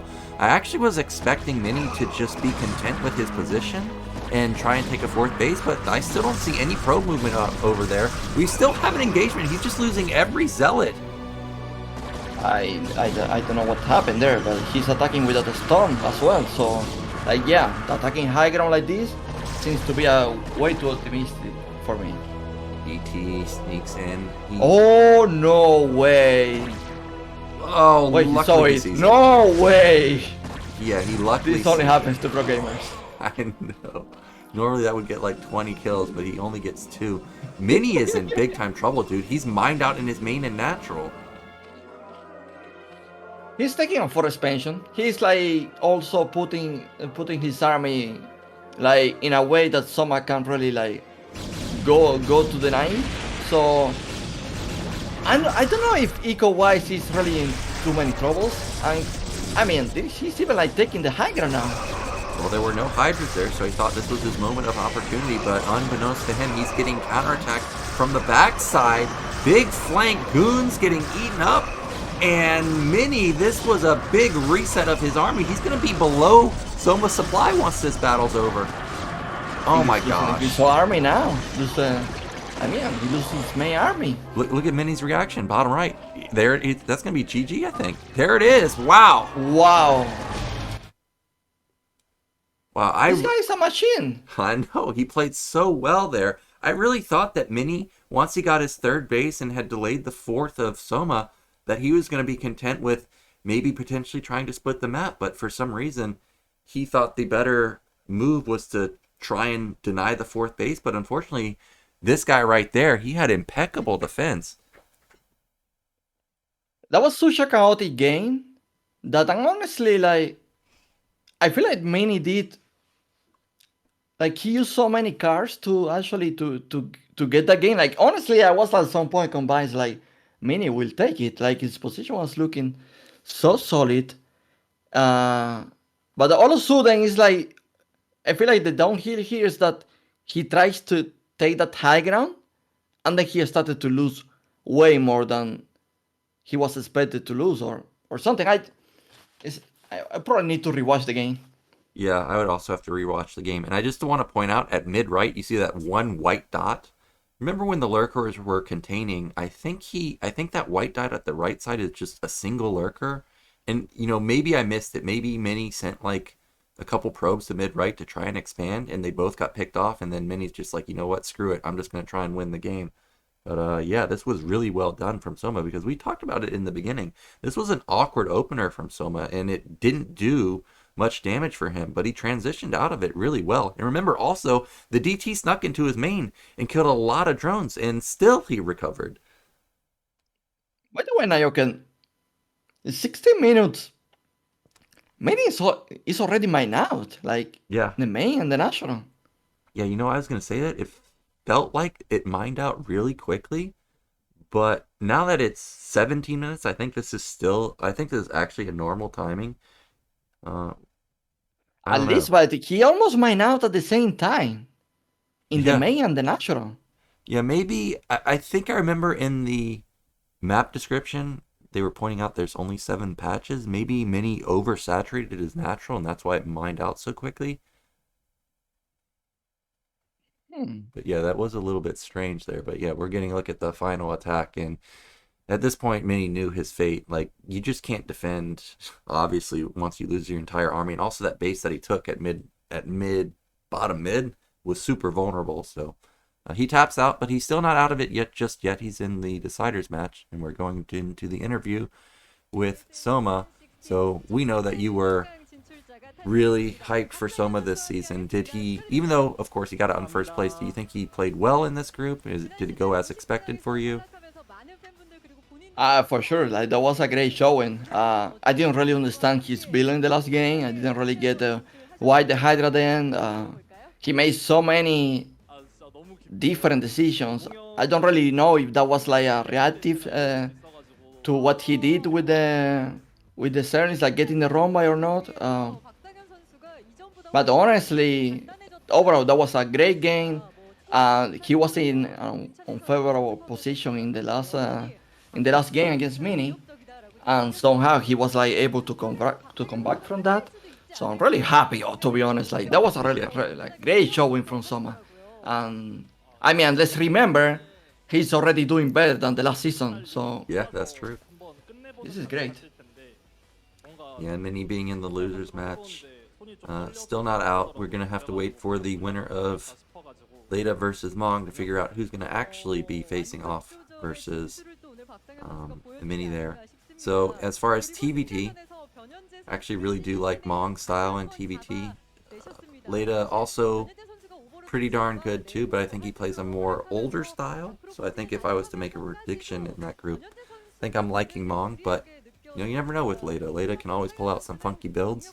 Maybe he can actually take him down, and then we could get an interesting TVP in our final series.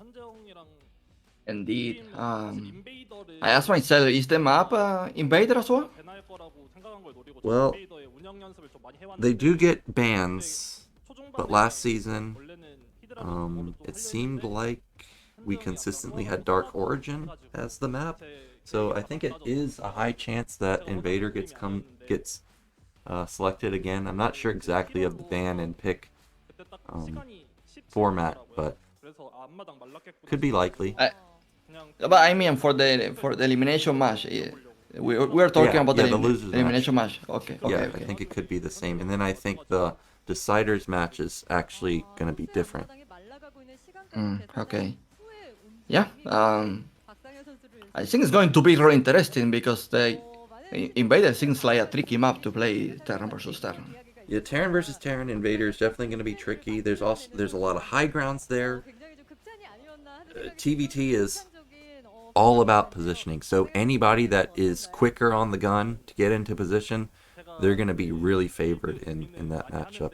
But the main does look quite open to drops. If somebody gets off a single Doom drop, it also overlooks that low ground third base or fourth base. So not only are you going to shut down the main, you're also going to shut down a base. So that could also be a deciding factor to look out for.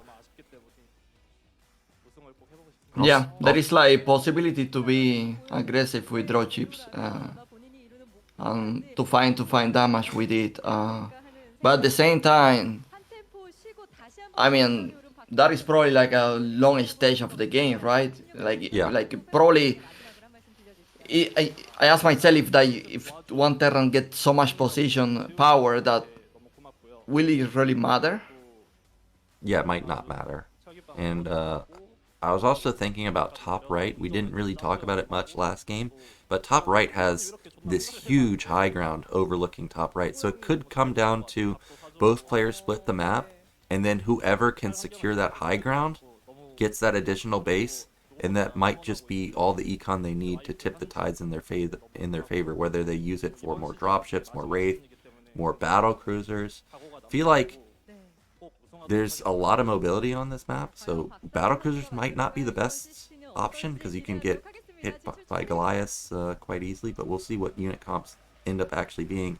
Our interview's over, so we should be going into a break in just a moment. Congratulations to Soma, man. He did very well. Yeah, he did do well, especially in the Mong game. The Mong game was quite impressive. Just getting flashbacks to some of my games where I just get absolutely crushed. I'm like, dude, how do you ever beat Zerg?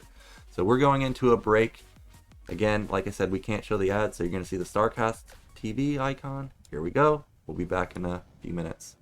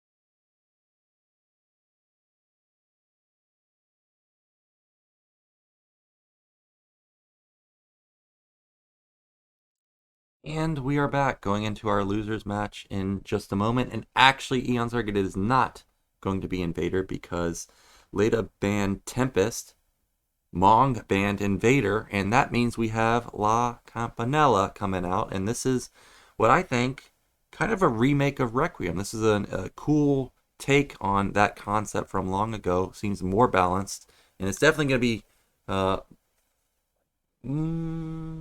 much different than playing the Invader map that we just saw. I'm really surprised they are picking they are like doing this map. But I'm really excited for it because there is so much potential now to be aggressive with drops or just with air in general can be really toxic. So yeah, really like if you look at the mid of the map, there is not really like nothing too crazy, but yeah, there is a lot of space for dropships. Yeah, definitely a lot of space. And what is cool about this map, or frustrating about this map, is these middle bases, like top middle, mid left, mid right. If somebody ever gets control over the center and they can push far enough, even to shut down only the gas, like let's say they can't even shoot the minerals, Terran versus Terran is all about gas. Whoever has the most gas, probably going to be the favorite to take the game. So if somebody can get onto the map and secure that position, maybe they can deny a base the whole game. That's going to be really tough for either one to deal with. I was also looking that as long as you don't give up the center, Terran's going to have access to 4 or 5 bases pretty easily. So that means that we could have some really high-tech units coming in and potentially get to a really epic late game. Oh my god, Monk is always making funny faces. Yeah, Remember a ceremony Monk? Oh, more foreigners, look at this. yeah, that's the guy that was, I forget, did he come across from the UK to root for Mini? I can't remember exactly, but it looks like he's rooting for everybody. So, oh, that Oh guy's my god, a it reminds me someone that I remember in a competition, a different esport. The guy was rooting for a team, and he was insulting the opponent's team, and and then his team was eliminated, and the guy actually bring from the back a different cheer from the next team, yeah. the team that one was about to play, and that was insane. Yeah, that's pretty funny. And there's actually a lot of Leda fans. That guy in particularly is a Mong fan, but I saw a lot of signs for Leda, so he seems to be a fan favorite right now. I'm happy to see that we're going to get another new map here. First game of La Campanella of the season, and we've got a TBT. And the losers match now, we've got Leta versus Mong. Whoever loses here will be eliminated because remember, this entire round of 24 is all best of one. So very critical that neither player lose this game because they're going to be out.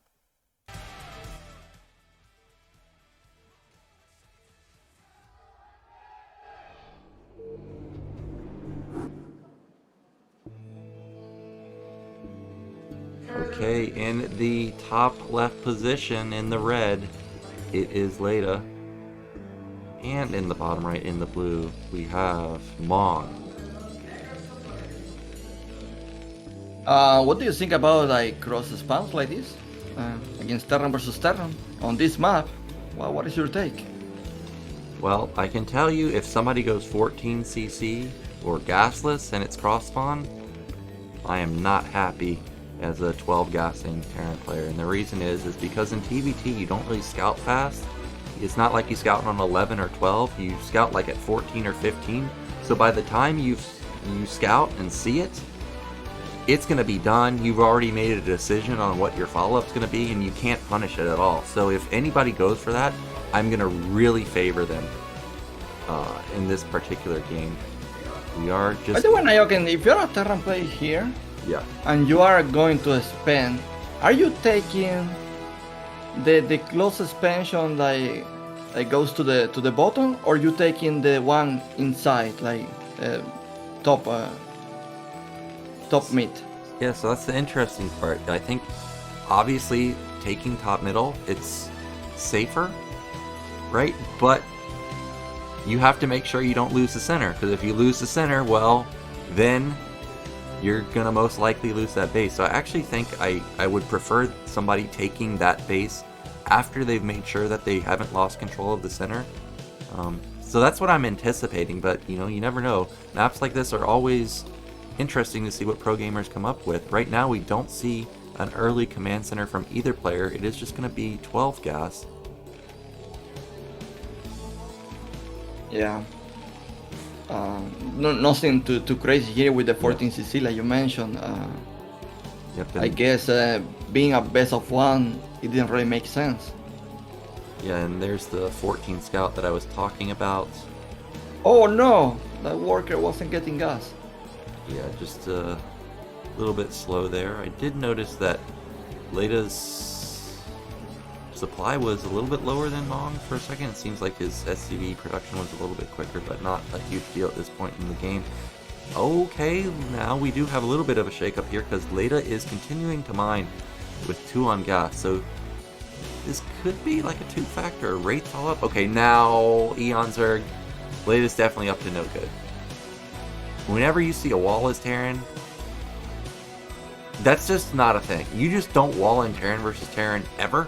And the reason is because if Terran floats their racks across the map and lands where your barracks should have been, and they complete the wall off, well, you just can't get out of your base anymore. Also, that means that this rack isn't going across the map to scout. So this is already a massive tell to Mong that this is some type of one base, and it's surprisingly actually going to be 2-fact. Is it? Yeah, it's 2-fact. Yeah. So this... Wow.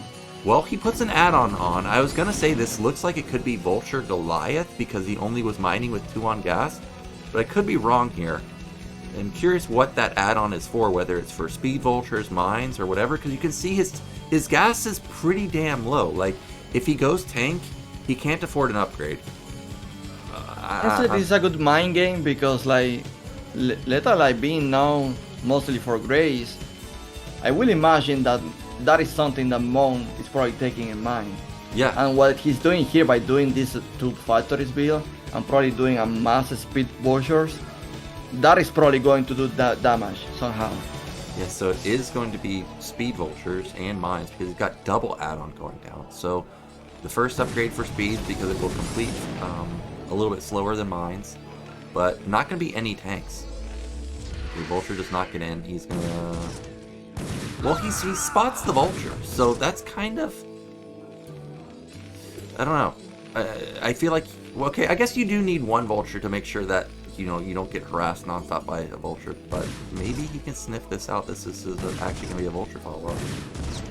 But if Mong actually, like, he could be, like, doing more factories, like, he's still on 1. Yeah, Mong, I think right now, is trying to figure out what it is, so he's getting an armory, and it's hard to... Okay, well, he's going to lose that Speed is done. Yeah, but he can just wall off his entrance. I don't know about this. This seems... bad for Leta. Well, I take that back. And the reason I take that back is because if he lays mines out here, Rush is not rushing. What? There was a gap on the right side. He just waltzes in. And even Mong didn't know there was a gap there. So, oh my god. And mines are done. This game might just be over. How does he ever save these workers? You can tell that Mong is his preparation didn't really face this situation. Oh, and that connected. So, oh, this went as bad as it could have possibly gone. Even that mine connects. He's still holding his own 2 CCs. I mean, there is a Goliath. I think Mong doesn't die to this. But it's a lot of damage. Yeah, I mean, he may not cheat. Oh my gosh. He may not cheat. What I was actually thinking that Leta was going to do was he was going to lay a minefield, and then because he had double add-on, he was going to go tanks and siege mode behind it and put on like really big pressure. But he just ran in there and just absolutely obliterated Mong's econ. Now, this is where it gets really weird, because look at this. Mong, even though he obviously has a floated base, he's trying to take that bottom middle base.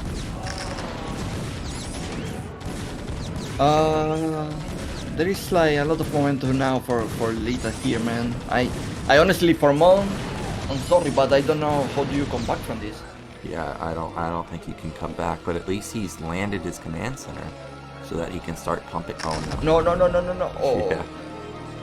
So at least he can start rebuilding his SCV count, but Leta's command center is done, and obviously he has just a billion more SCVs. Wow, that is so tilting. You see the double egg and you feel like, okay, I've got the perfect wall, and there was just a gap But there. how is that not a full wall? I was convinced that was a full wall. I was also convinced it was a full wall, but apparently it just isn't. And now there are going to be tanks sitting outside of his base in siege mode with mines set up. If one of these mines connect, it's lights out. Wow, he's trying to bait him in. That's really good control right there from Mong to not take any shots from the mines. Well, he has siege at least. He's probably going to hold well. Okay, well he does hold it because those mines didn't help him at all. But he will just retreat back here and probably set up another siege position. Yeah, a lot of pressure now going forward. But you know what? Nyoken Leta doesn't know that Mong actually took that expansion, right?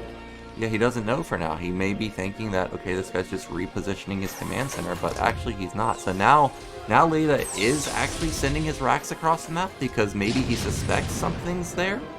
And that will give him vision onto that base, and once that gets spotted, obviously he's going to knock it down.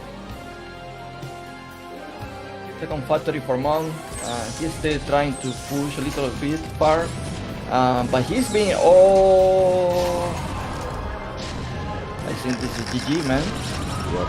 Mines are going to connect, tanks are going to blow up, almost gets into the main again, but regardless, 3 of the tanks have died, and now you're stuck in your main, no way to get out. I mean, look how tiny that choke is. You just can't get any units out, ever.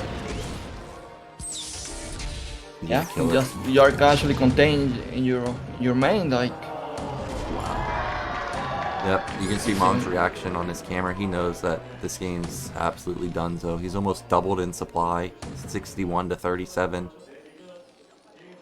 It's crazy, man. Like, if that wall was just, like, good, we will be talking, like, wow, that build from Leta, he doesn't really, like, do too much.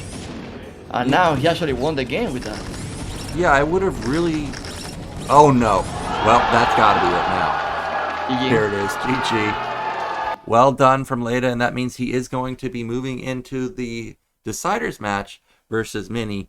You know, I wish it hadn't have worked, not just because I don't want to see Mong eliminated so quickly, but I really would have liked to know what the follow-up was, because, you know, I theorized that it was just a tank contain, but, you know, I didn't really get to see what it was intended to be, you know?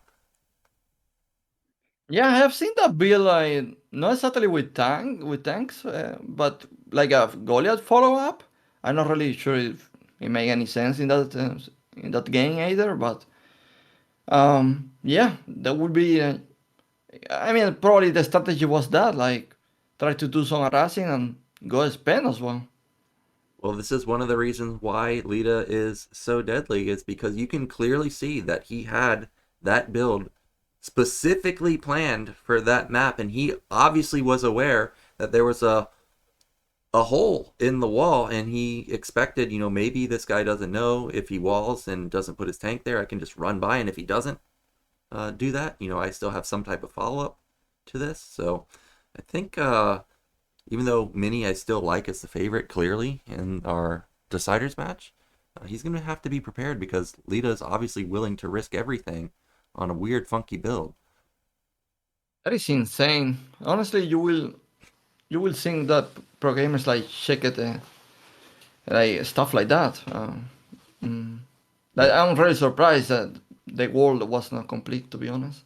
Yeah, I've only seen that like 2 times. One time I saw Light think it was a wall versus Larva, and it was not. I mean, look at this. It's like... Yeah. And there was no hesitation. It wasn't like, oh, there's a gap here. He just was right-clicked into the main the entire time and just walked in. Exactly. It's like he knew, and Mond wasn't really prepared for that. Yeah, and once it gets to this point where you have mines, regardless of whether these tanks die, this is just crippling amounts of damage. You can see Leta's already up workers. He's up 4 workers. Oh my god! And then the mines connect too. It's just devastating amounts of damage. By the way, Nyoken, did Lita actually make the second factory after scouting Mon? I don't. I'm not sure, but we're going into a break and then we'll get back.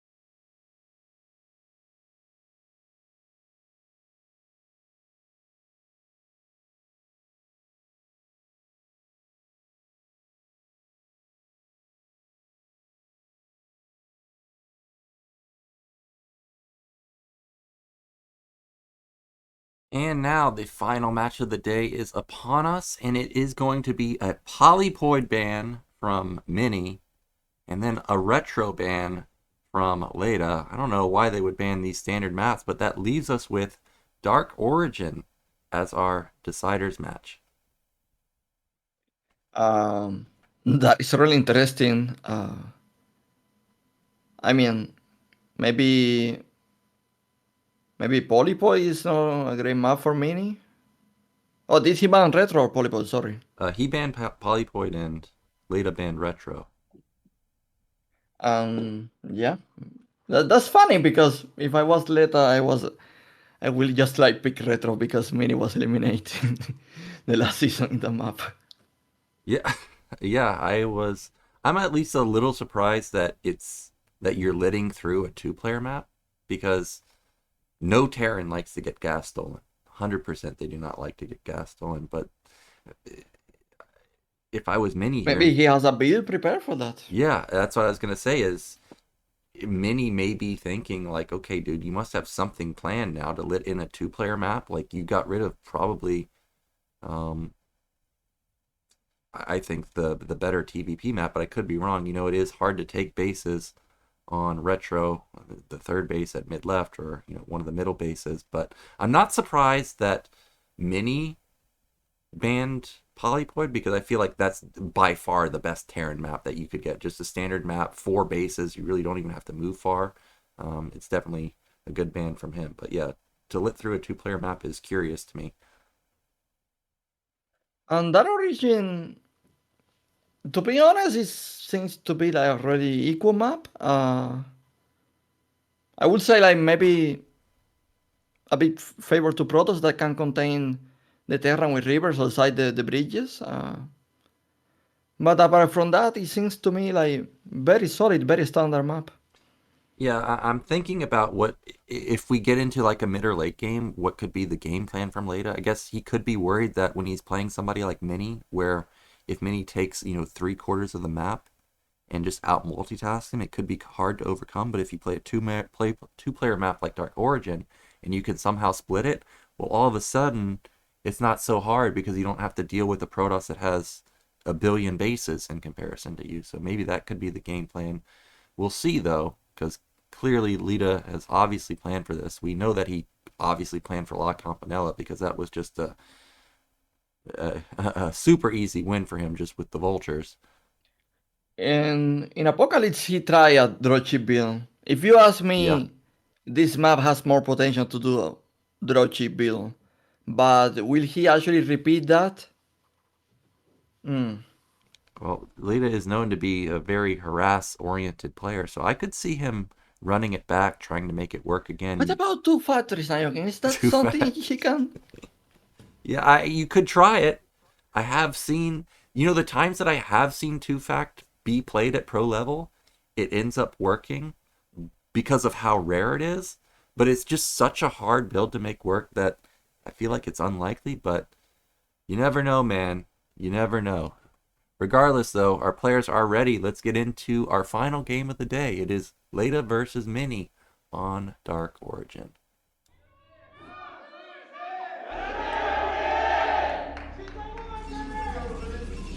Okay, in the top left, in the red, it is Mini. And in the bottom right, in the blue, can he make it out of his group? It's going to be really hard. It is Leta.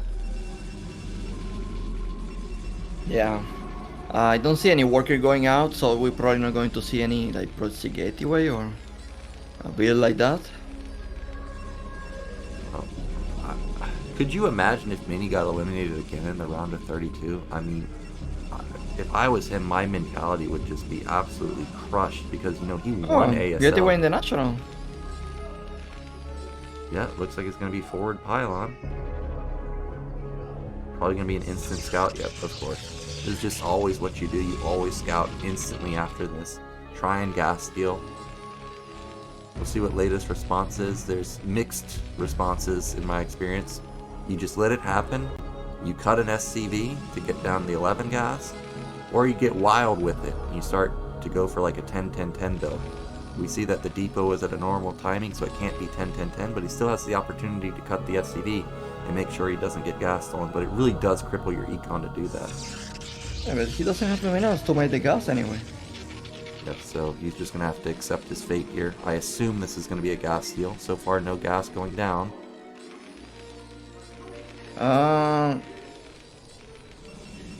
Is he going to take it? Yes. Yep, there it is.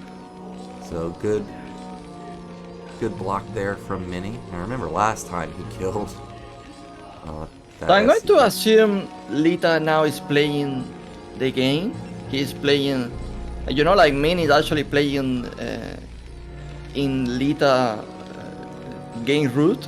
Well, what is the next thing for Terran here? If you actually like you're playing something like that. Yeah, I think for Leta right now, well, he needs to pull off and kill this gas. But now that the probe is still alive and sees there's no pull off at all, oh, that probe might die. Now that he sees there's no pull off at all, he knows that it's gasless, and him just rallying zealots across the map is going to be really strong versus this because there's no Sim City down there. Leta, okay, now he's pulling off workers to kill this gassy. I think he's pulled off 4, so that will get burned down pretty quickly. I thought that you needed to kill this gas right away, but I guess you can take your time. He's probably going to make a CC as well. Yeah, so if you pull off the SCVs like instantly and you pull off a lot like that, 4, well, your mineral income is really bad. So some players, they wait a little bit like this where they can still have better mining in their main, like a decent SCV count. Oh, engineering bay to block the Nexus from Yeah, that's good. Mini. But this is still going to be annoying to deal with because Zealot's in the base, and he should have another Zealot popping out pretty soon. I don't think this is as crippling as Leta thinks it's going to be. Oh, look at this. He branches off a Zealot to bottom middle to hide it. Mini is so tricky. Yeah, when these two get comboed together, he's like, where the hell did that one come Mini. from? Oh, this is genius. Mini is something else. Oh, really nice. Okay. Amazing control on these Marines. He doesn't lose any. Wow, that was absolutely sick. Actually sick. And that means he's easily going to hold it, and he has so many Marines left over that the third Zealot isn't that big of a deal either. So he could... I don't think he can instantly put down a command center. Okay, well now we're kind of struggling. But if he could have saved those 2 Marines and started building a bunker, I think it could have completed before this third Zealot got across the map. Nyoken, at the same time, like Mini Nexus is already going. Yeah. These Marines are so low HP, like Leta can't even spend. Oh no, now it's snowballing really hard. He was out of position for a second, didn't pull additional SCVs, and like you said, that Nexus already being done, and you don't even have the bunker done, you don't have factory done, you don't have your command center started either. This is doomsday for Leta. Yeah. Like I should like consider like just making the CC high ground, I guess. Oh my gosh. He had such great defense versus the first 2, and now it's just all falling apart. He has so many idle SCVs too, 4 of them not mining. This game went horrible for Leta, honestly. SCV's dying now. Look at the supply. It's like almost a 10 supply lead, and now it's, probably at least 5 workers. Goon should be out, so Vulture harassment can't even really counter. Can you do so much damage with silos? This is just the Terran experience. Whenever the SCVs are out of position like that, or you don't pull enough, Zealots can just sneak in and just one-shot those weakened Marines. And what was a good position for Leta is now just an amazing position for Mini. He can really do almost whatever he wants. He's going 2-gate, but he could have gone Robo. He could go DT in this scenario because, Leta's probably not even thinking about that. SCV is... Vulture Nyoken going to the... in the middle. Oh, he's running by. Okay, just running by. I guess if the Vulture gets into the probe line, it could be great, but I see a Goon just popped out right now, and it gets denied. These units are dead. Or maybe he's going to escape. It's like, that wasn't a good idea. Yeah, get out of there. Yeah, none of them die, but do take heavy damage. Vulture got denied, so wasn't even able to even up like harassment there. So just a big lead for Mini right now. And remember last game when Leta felt kind of behind, he ended up going for an all-in. So I'm expecting him to probably try an all-in here again. See a second factory going down, or it's already done, I mean. So he's building Marine, so he's going to try and just do a counter push. It's bluffing how pro gamers kill the mines so easy. Yeah. In my games, I swear to God, like even with 4 Dragoons, I eat all the mines. Yep, it's so hard to target. Well, I think the SCV that got in did see that it was a 2-gate follow-up, which means that the Robo is super late, so he's trying to exploit the timing where Protoss doesn't have any observers. Here he goes, but it's single file across the bridge. Already one tank gone, or one Marine gone. Okay. He got across with minimal damage, I guess. Look at the supply. It's 60 to 55. It's actually surprisingly close. Yeah, but the Dragoon production is quite high. Like Leta actually. Oh, he took the mines. Okay. Well, that looks like some mine hits that I take in my game, and those are now 4 really soft Dragoons versus a decent tank count, a decent Marine count, and rallied speed vultures with mines.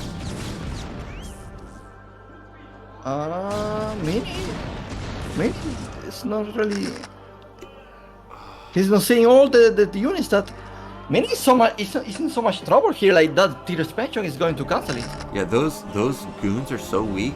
I love that he's now putting some mines on the left side, because obviously that's the only angle of attack that he could come from. Oh no, Leta's turning back. Is he going to miss his potential window? He softened up so many of the Dragoons on the left side. I feel like this was the only time to attack, but now with the Observer out, that time is kind of come and gone. If he has Siege, maybe he wants to slow Siege across the bridges, but actually there is an armory already completed, so this was not an all-in. Wait.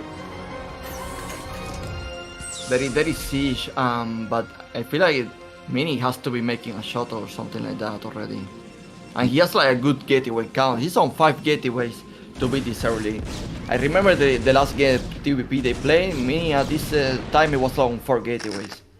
Yeah, he definitely recognizes that this is a strong timing from Leta, so getting that gateway count up and also getting a shuttle out is pretty imperative for him.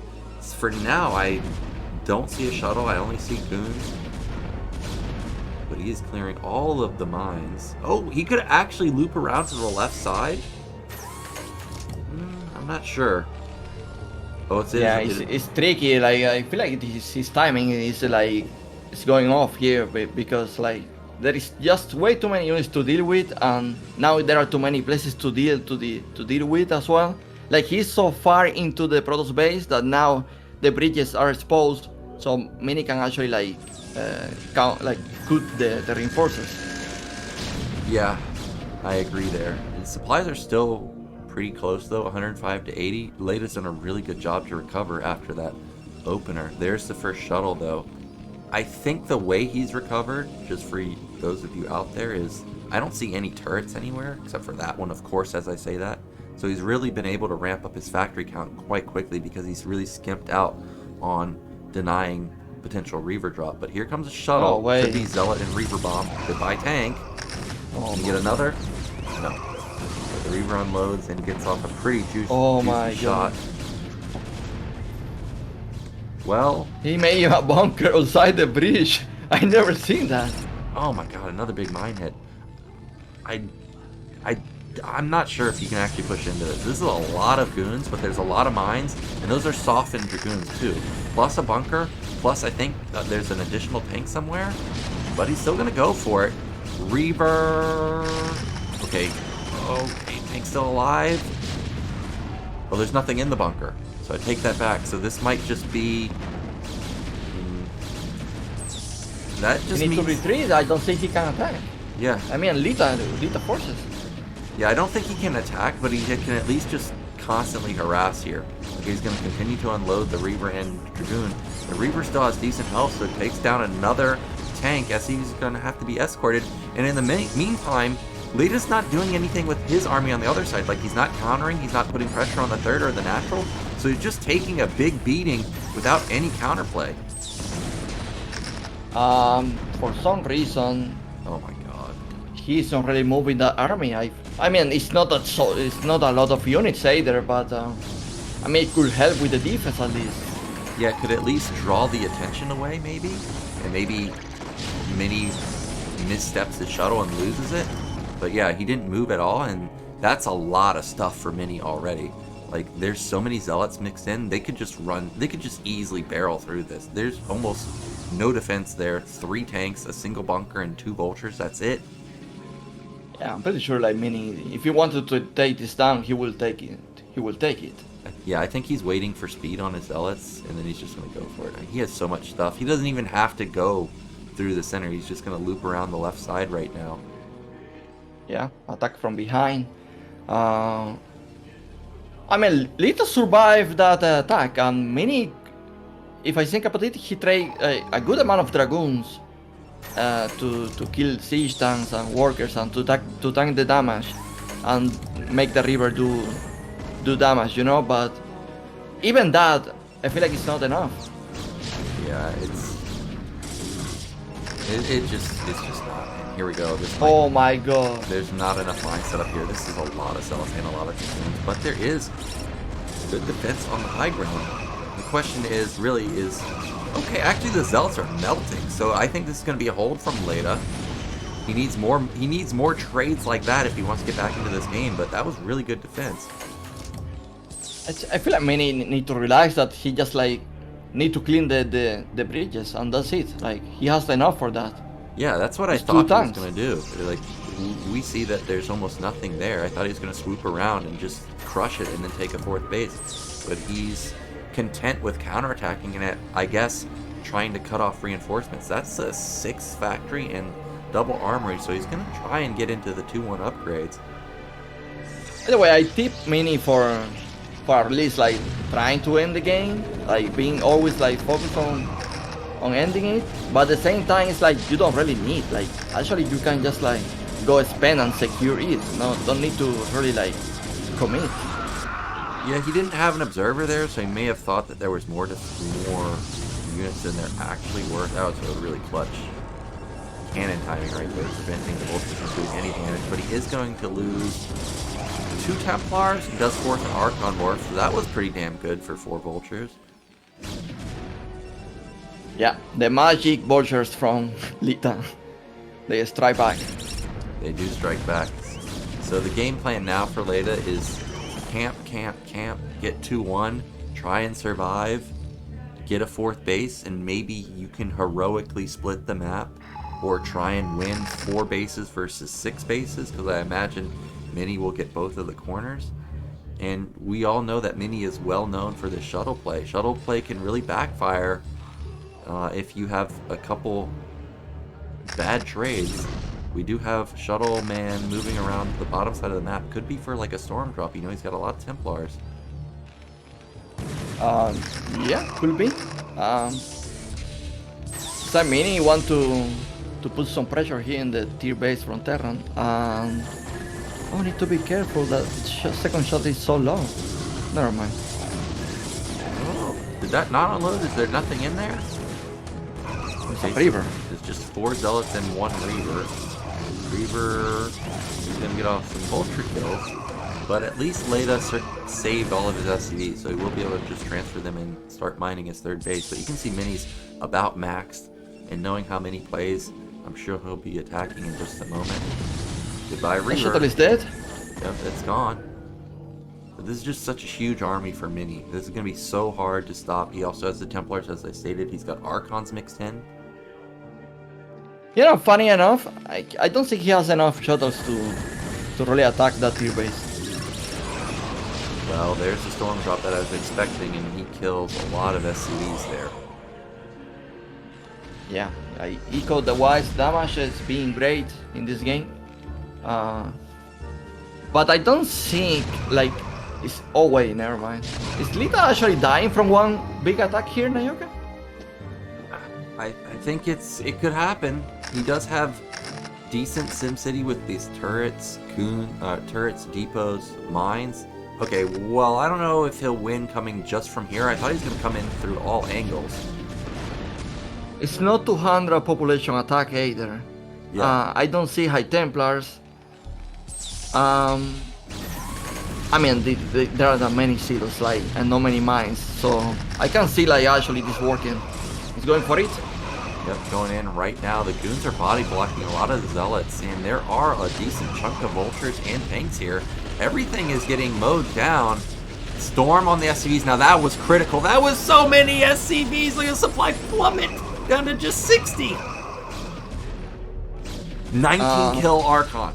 Was that were those the Templars? Yeah. Okay, so he got 19 workers with that. Oh my god. You know, it's funny. I never seen. I mean, at least I don't see it very often. But he actually used an Archon to tank the damage from the tanks. Yeah, Mini is literally the only person I've ever seen use Archons. I don't know if he's trolling, but it's actually a good idea because they can just run through the mines and not worry about them triggering. Oh my god, another shot. Oh no! Well, that's a lot of SCVs kills in this game. Yeah, That has to be a record. yeah, it's definitely a lot. Okay, shuttle bomb on the left side. That was a really good instant pickoff from Leta. I don't think that Mini's going to be able to get in here. And that was a great focus fire.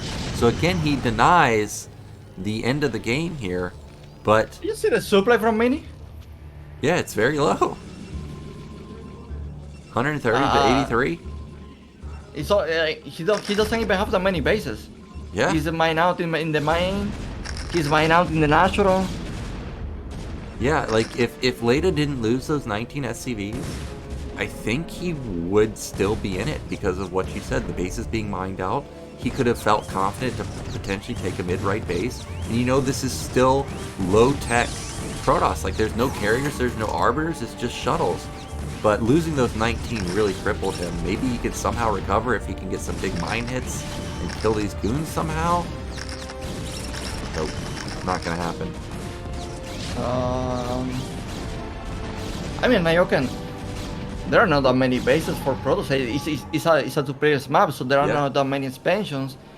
If actually, oh man, Shiziko is so bad, but if he actually recovers and take the 4th expansion, I can see like him putting Mini in serious like troubles. Yeah, there's a really large supply gap right now. I think Leta needs to have a trade like he did a minute ago, like 2 more times, and then I would say he may be in an okay position. But he really needs to make sure he does not lose any more workers. Here we go. SCP, oh, Templars instantly get sniped. Okay, he lost 2 there. That's not a big deal, but definitely can't lose any more because he really needs to get that 4th base.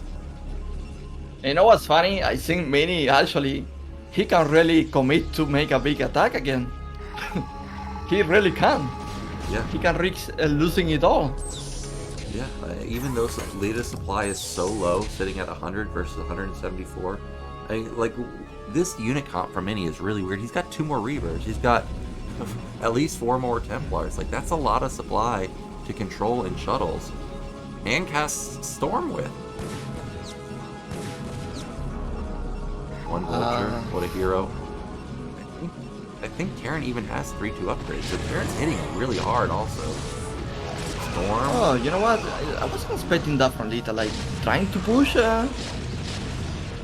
like in this direction? Yeah. Inside the bridges? Yeah, Why? I don't think he ever gets across the bridges. He really needs to get that 4th, man. I just don't see how you get it, how you deny any base. His supply is too low. If he had, you know, maybe 130 or 140, maybe, but 100? I don't know. We've got another attack here. It's just free tanks for Mini. Yeah, exactly. He's trading zealots for tanks, essentially. I mean, Protoss will always take that trade. Oh my gosh, great storms. Just blanketing everything. He does lose a decent amount of zealots and a handful of goons, but overall, he still gets like 5 or 6 tanks there, which is amazing. What are the grades for Terra, Nyoken? They're 2-2. Okay. Well, that is strong. Yeah, they're pretty good. More goons falling to mines. Okay, got the Templars. More shuttles, of course. Wouldn't be many if we didn't see tons and tons of shuttles. I don't see the huge Grand Army from many either. I see shuttles, but I don't really see the Grand Army. Look at this. And surprisingly, Leta actually, like, he moved that far. Yeah, I also can't believe it. Because you look at the supply, it's 160 to 80. Protoss is literally doubling Terran. You would feel like, well, okay, I'm just going to go slam that army. But a lot He's of... like evacuating that expansion. He's actually Yeah. allowing him to kill it. Yeah, he's actually going to kill it. And Mini's going to try and go for a counterattack. This is going to be a good move because there's almost no defense here. And this is basically the entirety of the econ for Leta. There's so many SCVs here. The Natural's basically mined out. Painful. Indeed. That Leta is almost on mining now. Like, I'm not really sure how healthy is that Natural. Yeah, we're going to see it. We'll see the GG any moment now. These 2 Reavers and Zealots should be able to save bottom left. Meanwhile, third base got absolutely crushed. Leta under 70 supply, sitting at just 64. Doesn't even get that Nexus. Ooh. Well, Mini finally, I think he's doing the job. If I was Mini, I would not be too happy about this PvT game. These games he played against Leta, they were like very questionable, in my opinion. Yeah, that is true. Like, if he didn't get those 20 SCV kills, like we said, like we were talking about, easily I think Leta could have started splitting this map. And then also on the Apocalypse map, you know, there was a real potential where Leta almost could have won the, maybe not necessarily won the game, but started knocking down expansions with his massive push. DTs. Yeah. He's got every tech, man. Reaver, Templar, Archon, DTs. DT. Look at Mini. He's like, dude, let's. There it is. There's the GG. Leta taps out. That means Mini. He makes it out in second place. You can tell he's stressed out. Like, you can tell, honestly. He's not even celebrating. Yeah. I mean, solid by Mini advancing from this group. I'm glad for him, honestly. He is a very talented player. But I feel like he can do so much more, and I feel like he actually, like, yeah, he need to reevaluate his decision making, and because like Leta is not even known for his PPT, his TPP. Never been known for that. He's always been terrible. Yeah. So I feel like Mini, if he want to be a contender in this ASL, he actually need to focus a bit on the decision making, because at times it feels like he committed so much. He didn't even have the ego to do that, and it didn't really pay off. But he did so much damage early on to Leta that it didn't really matter. Yeah, exactly. If there was better econ, I think for sure Leta could have come back in that game. And, you know, like also in the Invader game versus Soma, like, I think we both thought that Mini was in a pretty good position, but then he just kept attacking, similar to what he did versus Leta just a minute ago. He kept attacking, but in that game, Soma was able to hold and actually had good econ, and Mini ended up losing. So yeah, I think that's probably why he had that disappointed look on his face, is that yes, he makes it out of the group, so he's happy, but he's not exactly happy with how he got out, you know? Well, here comes the game-ending attack right here. I think this is the storm drop. Watch the worker count. We're at 39. Oh, no, this was a little later. So I guess this is after the workers have already been crushed.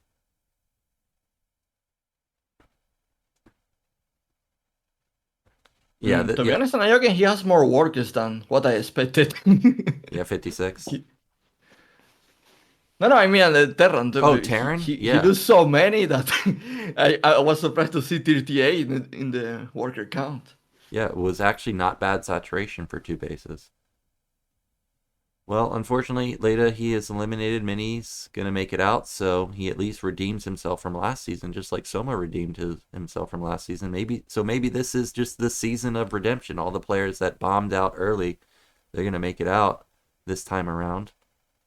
Hey, Lita, you know what? It's not your fault, bro. Nyoken told in the beginning of the cast that it was your season. It's not your Yeah, fault. my He just bad. cursed you. My bad.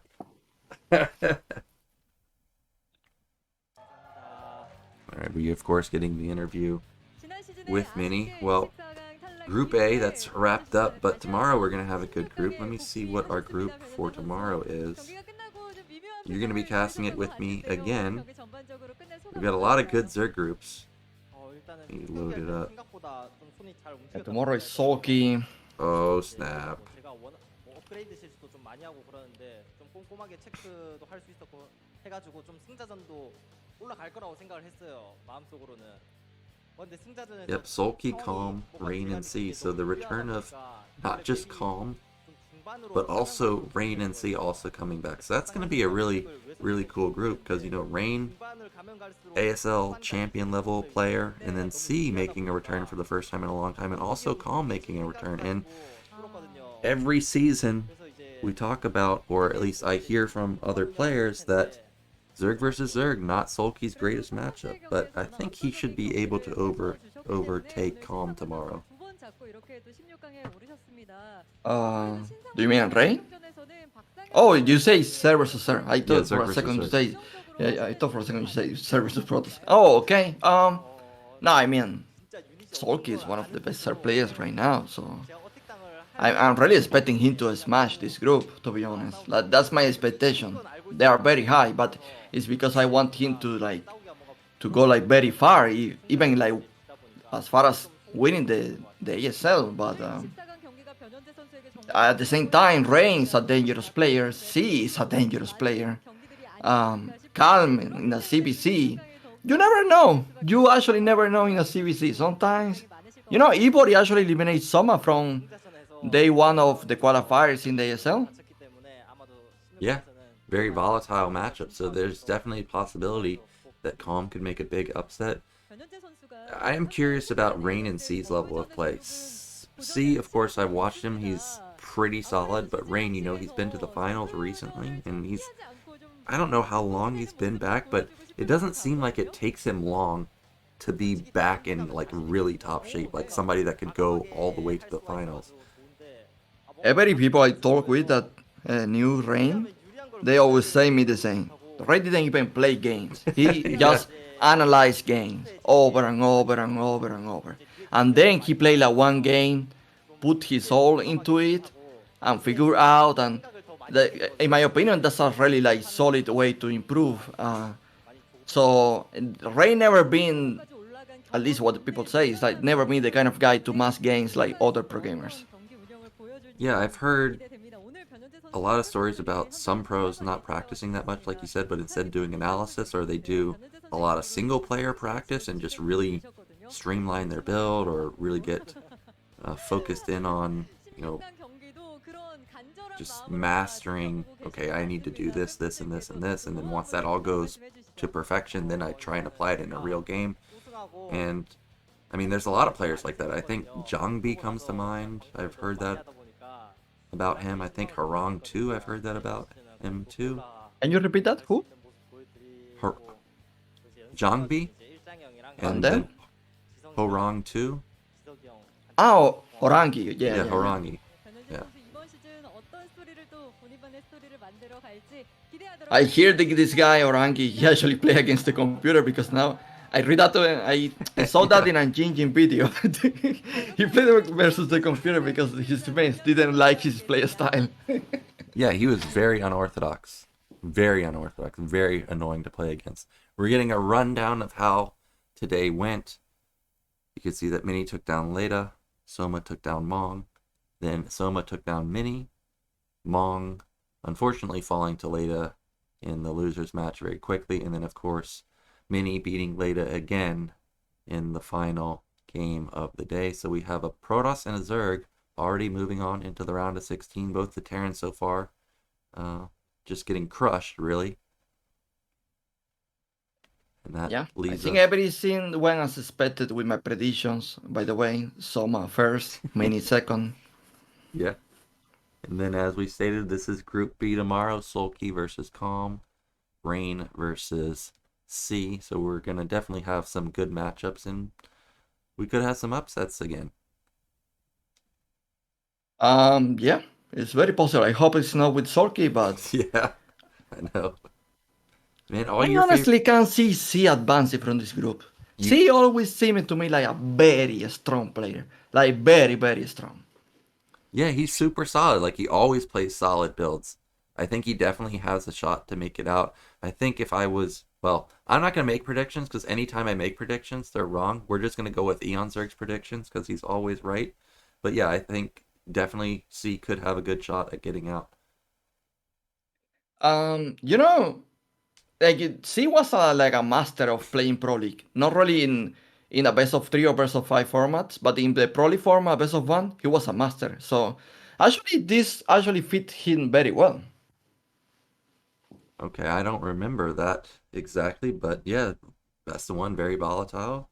It could happen tomorrow. We are wrapping up in just a moment. So thank you guys so much for watching. I do want to shout out that StarCast does have two Patreons right now. We do have the StarCast TV Patreon, and we do have the StarCast TV ASL English Patreon. So if you do want to support StarCast TV, definitely consider supporting through Patreon, or I think you can just follow on YouTube if you want. We've got our YouTube channel, which is where all the VODs will be posted if you're unable to watch on Africa. So definitely check us out. Indeed. Um, yeah, thanks so much, Nyoken, for having me. I hope to see you tomorrow, man. Tomorrow's going to be a great day. Yeah, man, I'm excited for tomorrow, and all your favorite players got into separate groups, so you've got real potential that you may want to cast all of the round of 16 because you've got Sulky, Efforts in its own group, Heroes in his own group, Queen in his own group, Jadong too. Like, all the amazing Zerg players all separated. Yeah, let's mention as well, we have a good battery of casters this season. Not only me, but we're going to have Raz as well. We are going to have Buddy. Is a very high level Terran player. Yeah, and also Vadi has a lot of input on the other races. I was talking about him with some people at the LAN the other day, and they were telling me that he played all the races at high level. So it'll be nice to get his input, from Protoss perspective, because I'm sure he'll have some input on that too. And Oh also, yeah, I remember he played some Protoss as well. yeah, and also, if I need him, Rhett has also agreed. The old school Dutch Zerg has agreed to do some casts if I need him to fill in. So it's going to be exciting. So we right now are pretty much just waiting for the signal from the main caster that this day is over. But Yeah, well, what are your plans, Eons? Are like you're playing BSL, right? You're trying to make yeah, it to I'm going to Thailand. play the BSL. What is the number? Is 17? Yeah, 17. They told me it start. I mean, Zero typed that it start in September. But I didn't see any news so far. But yeah, I'm preparing for that, and I hope to qualify, man. Yeah, I know you got a lot of fans in the foreign scene. Definitely going to be rooting for you to make it through. You haven't played in so many seasons. A lot of people really want to see, you versus Bonnet again, you versus Terra and DeWalt. They want to see you, take some of those Protoss players down. Yeah, I will see if I can do that. But first of all, the goal is to qualify and see what are the maps. Zero, going to put pressure on you. Let's see if you can pick some good maps, bro. Yeah, I read he made a change that the least played map is going to be replaced with Paranoid Android. Did I read that correctly? Did you see that? Wait, the map for the BSL 17 are going to be Paranoid Android? Maybe I'm wrong. I maybe it's for the Thailand. Oh yeah, I'm yeah. getting They put a sparkle in that one as well. yeah. I don't know what they're doing. Oh, you're not a fan of Sparkle? I mean, are you? I've never played that map. That's 100% veto for me. Never gonna play Sparkle. Oh my god. Yeah, I think I read that the least played map is going to be replaced with the new Paranoid Android in the current BSL season. And I've seen that map. It's interesting to say the least. Yeah. Um, Nyoken, I didn't mention it before, but Mania also, it didn't look so hot to me in that CVP. Versoma, Yeah. yeah, I mean, I liked his comp and I liked his DT harassment. It was just confusing why he kept attacking that fourth base. Like, he had such a good control of the map that I thought for sure we were going to go split map. And I thought he was going to actually just go four base versus four base and be fine, but that ended up never happening. I also remember that he lost his Corsairs, and maybe that somehow triggered him to like say, well, I need to go kill this guy before he like muta switches and pick off all my Templars or something. I'm not sure exactly what he was thinking during those attacks, but yeah, it did not go as planned, obviously. But in any case, guys, I'm so happy ASL is back. Finally, something competitive to watch again, in the tournament setup. So it's just like, it's a joy, man. Honestly, it's a joy. Yeah, every time there's a new ASL, I'm happy. And this season, now that we've got Ivory, even though I have no idea who he is, I'm always very excited to see new players, to see how good they actually are and see what they can actually do versus the top tier pros. And the fact that he got in beating Soma, who is the best of the best, uh, I'm really looking forward to his games. And that looks like we are getting the signal here that today is over. So thank you guys so much for watching, and we'll be back tomorrow with Group B. So see you then. Thanks for watching.